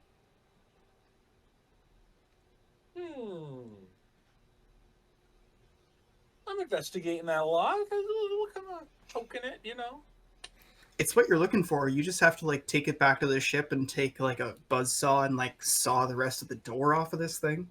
All right, I'm like putting that on the wagon as well, and Do you have a rental wagon, or do you just have like you have a couple of little home hardware bags in your backpack, and now you have to like carry a car door home? yeah, I have. It's how do I put it? You know when you're at the grocery store and you start out with a little basket and you're like, oh, this is too much. I should have gotten a cart, but now you're carrying it all. It's like the next level up from that, where I was like, oh yeah, getting a little trolley will be surely enough. Yeah, like the flat bottom trolley with like the loop over that you hold on to. Yeah, but now I have to like actually carry this whole ass door, but I can do it. It's just, ugh. Uh, All right, is there anything you're looking for in terms of reagents? Um, Reagents and materials? just powder and lead after that. All right, so you're looking for powder, you're looking for lead, and you need these like bulk, consistent. You don't exactly want used gunpowder. No. No, typically you die if you receive used gunpowder. I believe the So where are you Cowboys heading refer next? to it as spent. There's got to be a store that just sells that, eh? Honestly, in this universe, probably if I just went to like a general sailing's good, they'd be like, oh yeah, here you go, powder and lead. Like, So you kind of just are walking down the road looking for a hardware store. You find one that's like munition and reloading supply. It's clearly not like a client side business, but you're not like a client, you're a client. So like Yeah. you make your way in, they're asking some questions, you go, oh, I'm Kennedy and Sons Munitions, and they start talking about like powder mixes and what they've got available, what they can do to meet your business needs. What are you looking for? how can we work for you? yeah, Sun only uses the most volatile stuff. Sun does not understand why you wouldn't mix like just the most noxious, horrible. He wants pure gunpowder. It's stabilizing stuff. No, thank you. It doesn't need to be that stable. I will make it stable when I package it perfectly. It only needs to be Go for it. stable up to a certain point. Exactly. And So then you you- don't want it to be stable. Exactly. You have like this crazy high ratio gunpowder you try to get, not only because you do direct explosives where you just need stuff to blow up, but also because it means that you can make your bullets just shorter and smaller with Yeah. the same amount of boof. It's not as nice to the guns, but you spend a lot of time making explosives, so that's not your concern. Have you seen Sun's guns? Each one is like 4 times as thick as they need to be, specifically for this. Sun is like, you could fill this thing chamber to barrel with powder and ignite it, and the thing would survive, even if your wrist wouldn't.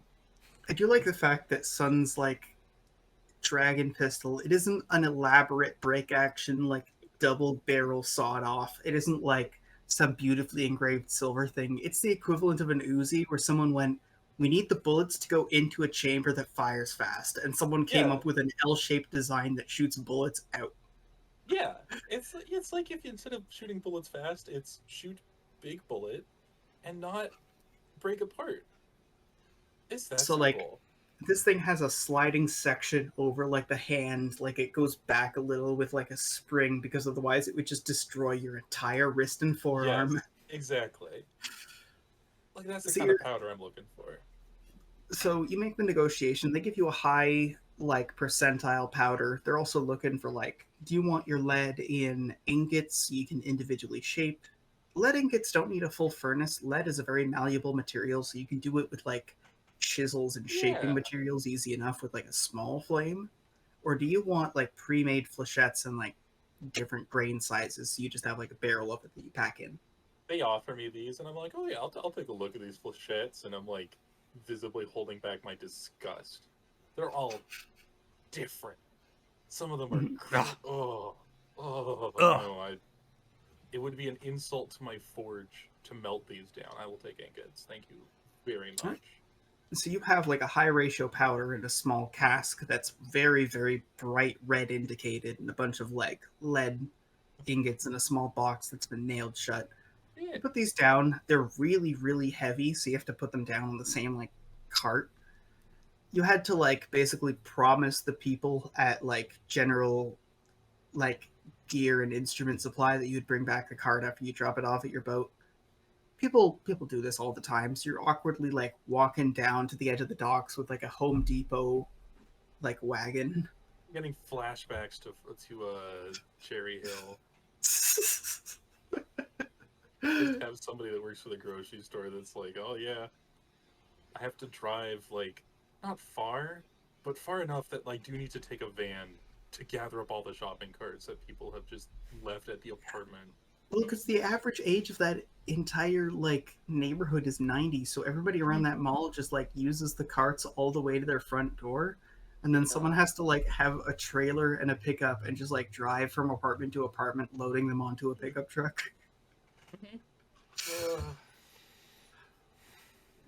Gotta love Cherry Hill. Yeah, it's like it's just close enough that I could see somebody doing that and thinking it's normal, but it's just far enough that you were like seriously inconveniencing whoever has to do that. Like it's just to the point where it's like this should be a separate job. Like Grocery cart driver. yeah, like that's a it's to the point where you have to hire another person to do that. So all three of you start to coalesce near the boat by the time you've gathered together. You have a chance to help unload this wagon. You still have to return like the flatbed cart back to the like the gear supply place. You also have like the note and the key from you're supposed to go and like pick up some cash and leave some packages in a lockup. I'm sorry. I'm just fucking imagining like we come back to the dock and sun's rolling up with this flatbed cart and there's like 3 other flatbed carts like right next to us.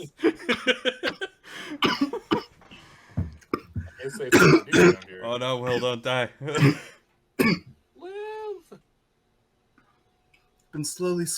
I've been slowly sipping whiskey all night, perfectly fine. I drink just regular water and I'm hacking up a lung. Your body's like, this isn't fun and funky. Yeah. This doesn't taste like Ireland. I don't like it. Yeah. So yeah, here you are in the late afternoon, kind of gathered around near your cart.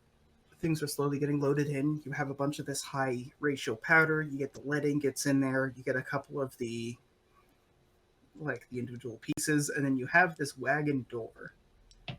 Yeah.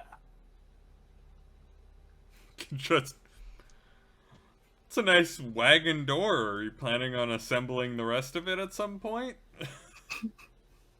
Oh hush! I just need the lock for your holster. Oh, okay.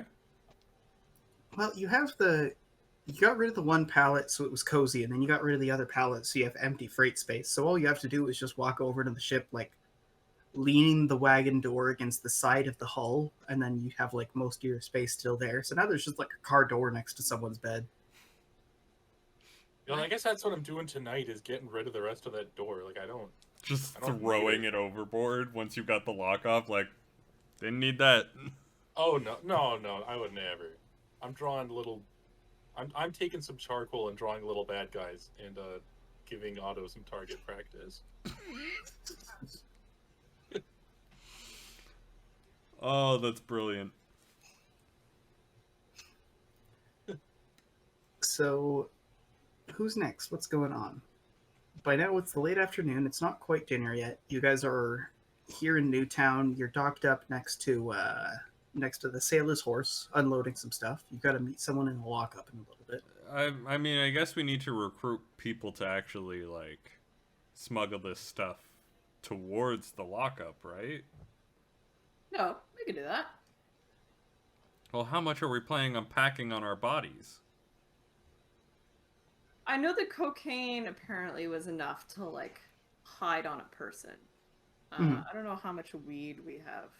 You have Probably like the 2 equivalent. garbage bags, 2 garbage bags, eh? like 75-liter garbage bags. It's a lot. Rooker! Might need some help here. Gurger kind of looks at those and goes, "Put the tarp over them? I don't know. Talk to Jane." No, I mean, Alright. there's a Can I lot do of it. There's a lot of love in you. Can I do a smuggling roll to figure out what's the best way to go about transporting this? Go for it. Would this be a mental smuggling? Right? Mhm. Mental? Yeah, okay. Ooh.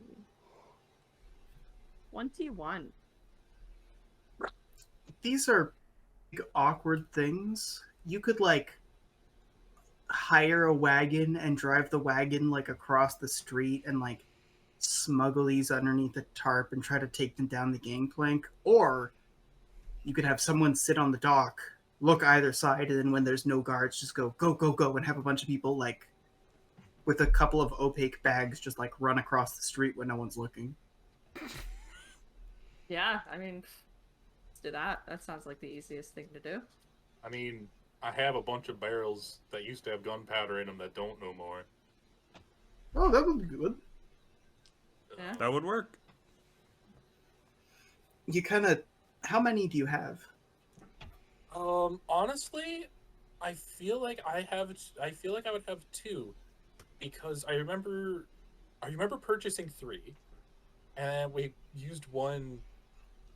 You've been As, firing like- a bunch of cannonballs, you've been making guns, you've been making bullets. It would make sense because I remember you picking up a whole bunch of gunpowder. Like you've got a couple of empty ones. I would say that you've got 2, so you take out the garbage bags from behind your clothing in your like closets. Your clothes are going to smell very faintly of weed for another couple days, then you'll be fine. You kind of awkwardly shove these into barrels. You kind of have to make sure that the bags don't bust or anything, and then you get them closed in. You awkwardly put the tops off, and then Rooker just grabs one under both arms and goes, "Let's go." Yeah. All right, let's. Perfect. And I know that all of the barrels of gunpowder on the ship are empty because I literally ran out down to 0. So Yeah. You- Dust them off and Do a good job there, son. yeah. you know, it's not easy keeping all you guys alive, but I do it for the money. So what can I say? Yeah. So all the sugar is still below decks, like behind your spices in a false back. But you've got Rooker carrying a couple of suspicious barrels, and Jane, are you the one that's got a couple of bags like packed underneath your clothes right now?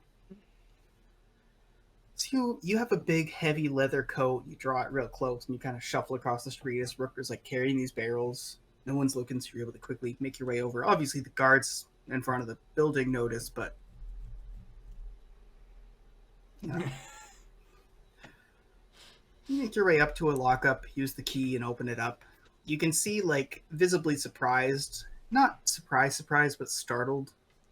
Like someone who was waiting for you but didn't expect you to be there that second right then. There's a couple of people just kind of like sitting there by lantern light. One of them's reading a paper, the other one's just kind of like sitting there fiddling with their, like underneath their fingernails. The stuff in, and Yeah, let's do it. do we have to talk? Do we have to go back and talk to him to get the money for it? So as you get in, one of the guys near the front, like he closes down the lockups. You're in a small enclosed space with these people by lantern light. It goes, so, what do you got?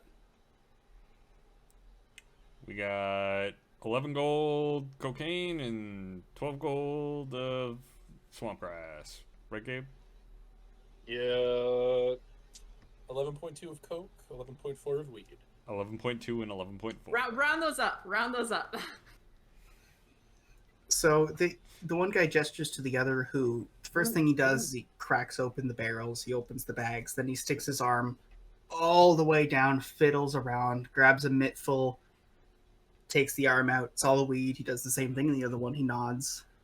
You see, like, they take out, like, a separate, like, little case. They open up these bags, they sift them out, they, nudge them around. One of them does a little line, goes, "Yep. Oh shit, that's soft shit. That's good." Mm-hmm. They buy your product, and in spite of every piece of like drug dealing media you've seen in your entire life, everyone here kind of wants to get paid and to do their job. So these people very readily offer to pay you. Do you want to roll barter? Yeah, I'll roll barter. You don't have to. You can just make a quick deal and leave, even if it's slightly in their favor. I rolled the 10, so I think it's fine. Okay. So is this for the weed or the coke? I am going to say for the weed. And how much was the value on that? 11.4. Okay, and I'm going to add in a regional difference because this is hard to get here, and you guys brought it in from... I mean, you did long-distance smuggling. You're taking advantage of the trade deficits here.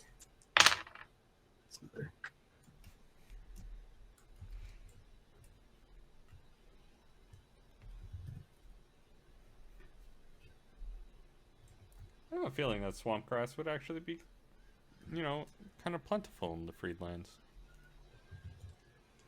I mean, it's like a desert, ain't it? It's more of a crag. It's craggy hills. It's just a bit too cold in the winters for consistent growth. You've got stuff that's from far away. It's in bulk. It's also very fresh because you brought it pretty quickly, and it's freshly harvested before you got it. So you're able to make your way off with 13 gold, 4 silver, 2 copper. 13 gold, 4 silver, 2 copper. Bingo. Okay. And then for the cocainery? Yeah, do you want to give me another barter? This one's not going to be as good, I know it. If you can think of anything, you can always swap out another roll if you think it's really appropriate. No, it's fine. I rolled a 9. Alright.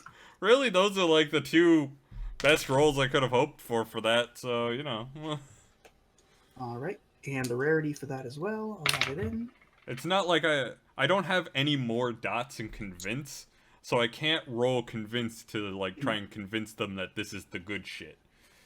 So what's the dollar value you have? 11.2? Okay, you make your way off with 12 gold, 5 silver, 7 copper.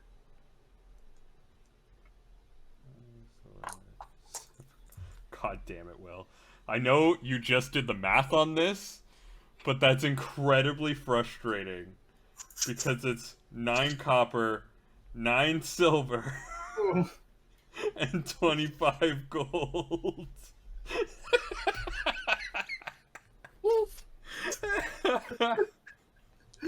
We're in the same situation if we just had one more penny. You know what? I'm gonna add a penny to it because I have 1 copper, so I'm gonna say it's 26 gold. Just even, yeah. Just please, for the sake of math, I am going to just say That's that we like- got 26 So- gold. So yeah, you guys are like bent over like an empty crate of something else that you're using as your counting surface. You're doing math, and then you're like, you know what? And you reach in your pocket, you add extra money. You're like, that's just. And then the guy's like, yep, and he just like brushes all of it aside, gives you a couple of nice firm coins that you can take away with you, just shove it in your pocket. It's like, perfect. Set out. Pleasure doing So- business with you, lads. Yeah. They stick around. They keep the stuff in that lockup and wait for you to leave. And once you leave, you close the door, and they stay there until you're well past gone. So, let's see, that's 26 divided by 7? Believe so. Yes. The 7 people on the ship. Yep. Yeah. Yeah. 26 divided by 7. Alright.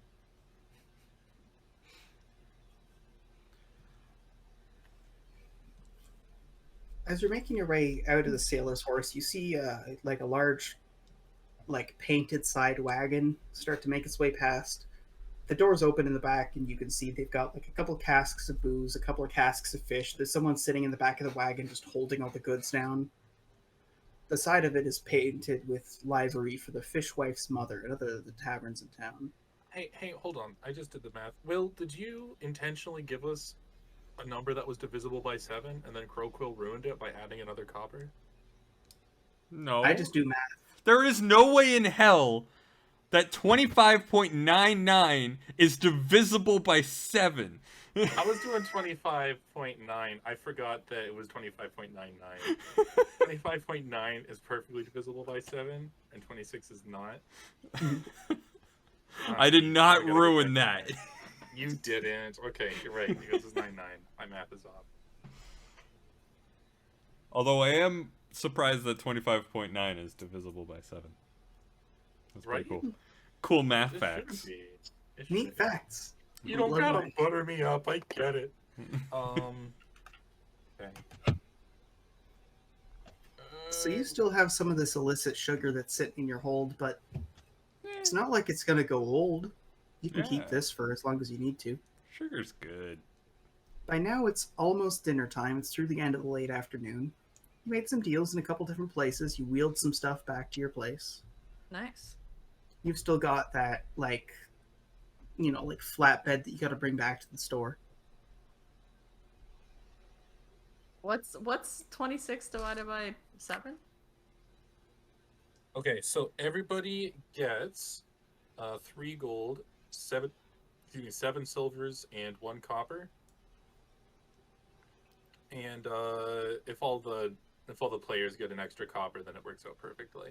And Mhm. Crowquill should anyway, because Crowquill put an extra copper in. God damn it, I wanted to get rid of that copper. And give it to somebody else. You needed 1 copper for something else. Take it. Take it. So 3.72 gold. Cool. All right. You finish divvying up the coin. By now, you're getting close to the dinner hour. You're close to the end of the paid parking here at the Sailor's Horse. Where are you headed? Man. Well, while you're out doing that, I've been sawing a lock off of a door. I guess we could pick up a job now, because, man. Or just throwing it out there, maybe a quick vacation to go kill someone who keeps threatening us. Just a thought. Let's do it. I'm down. We're on vacation, We're How's on this- vacation. and What you do know we do what when we're on vacation. you know what we do when we're on vacation. I have to fight the urge to title the next session "Where is that fucker?" because I know I can't say "fucker" in a title, but that would be such a perfect title if you're just like, "All right, That's Crowquill scrying, Jane's adjusting the sails, Sun is giving us more bullets. Let's get ready, boys." Yeah. that is essentially what Crowquill is saying at this point. It's just like, just where is the fucker? Let's go find the fucker. All right. Fucker, it's time. We gotta go find him. So, do you guys dock for the rest of the night, find a place to stay, or do you like anchor off a little ways off from port, getting ready? To It's leave the costing next us day? per hour. I think we just anchor off. Yeah. You slowly steer your way off and start to anchor.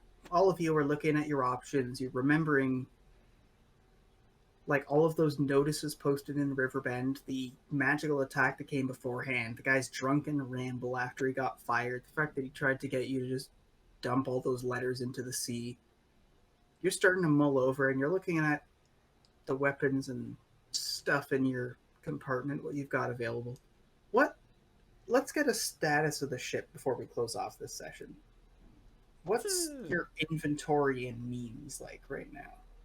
It's a little worse for wear on the ship. We've taken some hits, we've taken some damage that needs to be repaired, but we could still hold off on that. I will say I've been keeping an eye on damage because I do that because I'm the GM. And you have repaired any critical damage but allowed superficial damage to accumulate. So right now the Bilgewater, if anything, is like lovingly worn. It's what you think a ship called the Bilgewater should look like. There's chips in the paint, there's sections of like the gunnery that's been stripped away from bonking up against the sea. There's little bits of barnacles starting to accumulate, but you scraped them off reasonably recently. So it's mostly just, you look like you've seen a bit of hell, but you've come out kicking. There's still a couple spots where like there's a clear cannon hole that's been boarded over from the inside. Yeah, as you guys are looking at how the ship looks, I have taken that door and I've affixed one of the planks of it sticking straight up and attached a little paper sign with a crude caricature of that former Rooker guy. And I'm kind of just pushing it out to sea, letting it get a reasonable distance before Otto lets loose on it. So, give me a crafting roll for sawing the lock off the door. Yeah. I'm really looking forward to the crafting roll for Rooker guy.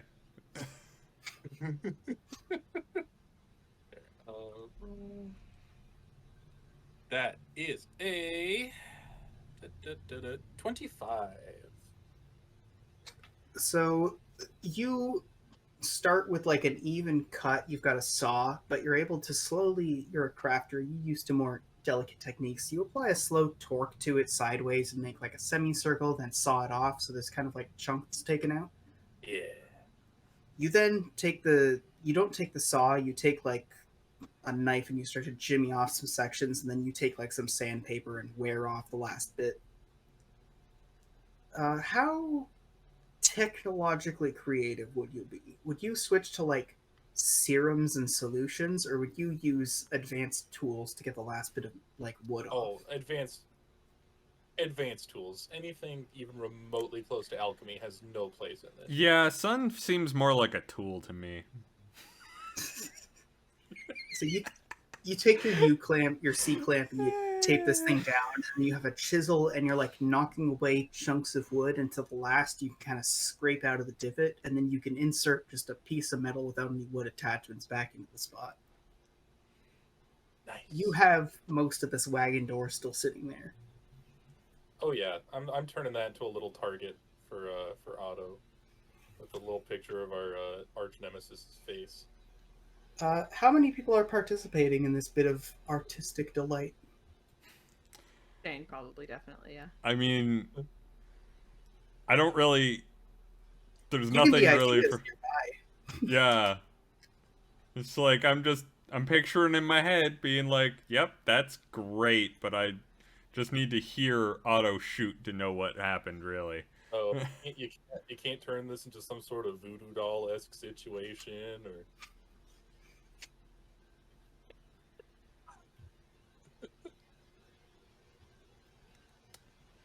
I don't know, Bilgy. What do you think? Do you want us to let him know that we're coming? Tactically or emotionally? Either works. You decide. Ah. I don't think he should know. Then he'll have time to prepare. Fine. No, I don't. I won't make this into a voodoo doll. Bilgy and Krokle both are kind of like, that's fair. The guy would have time to prepare, and the last time he had time to prepare, he got 10 mages to curse our ship because 5 didn't work. You mumble as you like agree not to put little like sigils and like magical messages on the back of this thing as you annihilate it. Uh, So, son, you're making a ballast so that this thing stays upright in water and yeah, is like fireable. Are yeah, you using this as like targeting practice, quote unquote, for yeah. auto, where really you want to like sit there behind the trigger and go tunk tunk tunk? Yes, absolutely. It's fun for it's like a father son bonding activity. Instead of playing catch, you're riddling an arch enemy effigy with bullets. Yes. So, Jane, what does this guy look like as you're painting him on the front of this wagon door? I'm gonna make him look really silly. I'm gonna make him look like he's got a real funny looking face. Give him a unibrow, you know? Uh, So you make an infuriated looking rat folk, like an overgrown unibrow, like a Mhm. braid that's dipping down into a mug of ale that the guy's drinking out of. mm-hmm. It's looking all scraggly. There's a big tuft of hair right in the middle of the guy's back as he's like raising a fist at the party. Does the guy have a catchphrase or a line in the speech bubble? What was the thing that he said to you? And the, like Oh, he gave you like a thing, didn't he? He said like his message at the end of the curse. What was that? The last one I remember was from the storm, which was murderer. Yeah. Murderer. That's his catchphrase. but it's spelled murder. Yeah, murderer. There's extra R's and it's Yeah. like long Yeah. murderer with a bunch of exclamation points.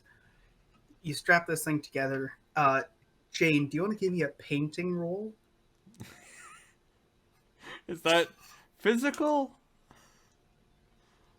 No comment. A physical perform is what I am going to say. Go for it. I got an 8. So now doesn't come out like you thought it would, but it comes out funnier. The guy's ears are too big, and he's like a long, lanky crescent shape. What about the ballast construction?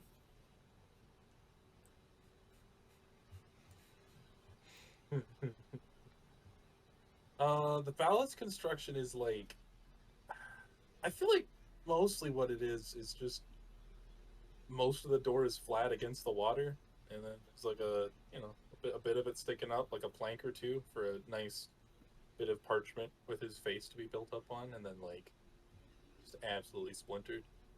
Wait, so like, how's this staying up again? Because it's a car door, basically. You know what? You know what? I'm gonna use that third barrel. Third barrel of gunpowder. Can't really store anything else in there, and I got a brand new barrel with the new powder, so I'm putting some rocks in there. All right, so you have a barrel, you put some rocks in, and you have this thing sticking up on the other end. So when you chug it in, it kind of just balances back and forth. It's got a lot of wobble to it. Croakville, you can feel the faint magical linkage from Otto's construction that's since been slowly rotting until eventually it'll fade. Right now, you can see like Sun getting ready to like move Otto into position. You press down the top section, and there's like a little targeting reticle showing you like a bit of like wind direction. You can see this thing zoomed in a bit. All right, Yep. on 3. 1, 2, 3. Toss him down. Okay. Like if Sun uses a battery charge specifically for this. That is a 30. You have a lot of charge. Not. It's worth doing a manual note, I think. That is a 30. And then I believe we have to double that, so 60. So you're holding on tight as like Otto has a couple of like stabilizing rings that are like counteracting a couple of your little twitches. The barrels themselves, they have a little bit of individual servo action, so they're kind of like slightly off kilter as you adjust, as they go like chunk chunk chunk chunk chunk. They have bearings that allow the counteracting lever to kind of slide to and fro. It takes a lot of maintenance, but it's one of those things where like you would never just give this gun to a person. You have to be here actively oiling it like every day to keep it up and functioning. Yeah, but firing it, when you're cutting wrapping paper and the scissors start to glide, Mhm. it's like that feeling, silky smooth. So like you settle in, you have your fingers against both triggers. The first one is the arm and the second one's the fire, and so you go like the first one is stiff because you can't pull it till the other one is. You go click, Yeah. the other one gives, then you go click, and then there's like a whoop. As there's a bit of power that goes up. It goes chunk chunk chunk. The first one smashes through the lattice of like it's not a glass window. It's like Yeah. a stick grill. So like that thing gets smashed open. There's another one that smashes open. The arch over the top of it gets busted open. There's a bunch of them that go thunk thunk thunk right through the middle, and then there's another one that goes shunk. There's a massive chunk that starts to go clear, and then another like pillar of remaining wood gets splintered off, so it's kind of just a loose triangle shape.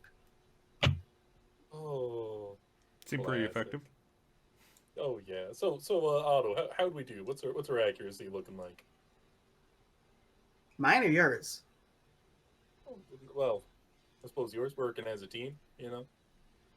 I'm sort of pointing you in the direction. I'm not gonna lie. You're doing most of the fine adjustments on the aim there. Well, hit percentage is still 100, but your variance from center point is about 75.5, and I provided a 13.2% increase on that, so Great job, bud. I think we both did a pretty good job today. Mhm. All right. You're anchored a little way off from Newtown. The Stormy Sea is off to the other side. Your sails are brought down. Otto's had a chance to kind of like loop up and bust open his guns. The apparatus itself, even though the ship is worn, it's had a lot of chance to fight in the past days, so it's nice and satiated. You've offloaded some of your product, but you still have a little bit sitting in the hold for wherever you happen to go next, and you have a destination, and that's where I'm going to cut it for this session. Woo! If you guys want to check out the rest of these fun, thrilling Bilgewater adventures, they're at youtube.com/Mr. Croden. We are at twitch.tv/Croden_live. And the rules to this game are at bloodwine.fandom.com. What kind of streams we got coming up? Well, we might have some stuff coming up. So tomorrow I'm going to be playing a game that came out a little while ago, but it's still technically in early access because early access is basically full release of buggy games.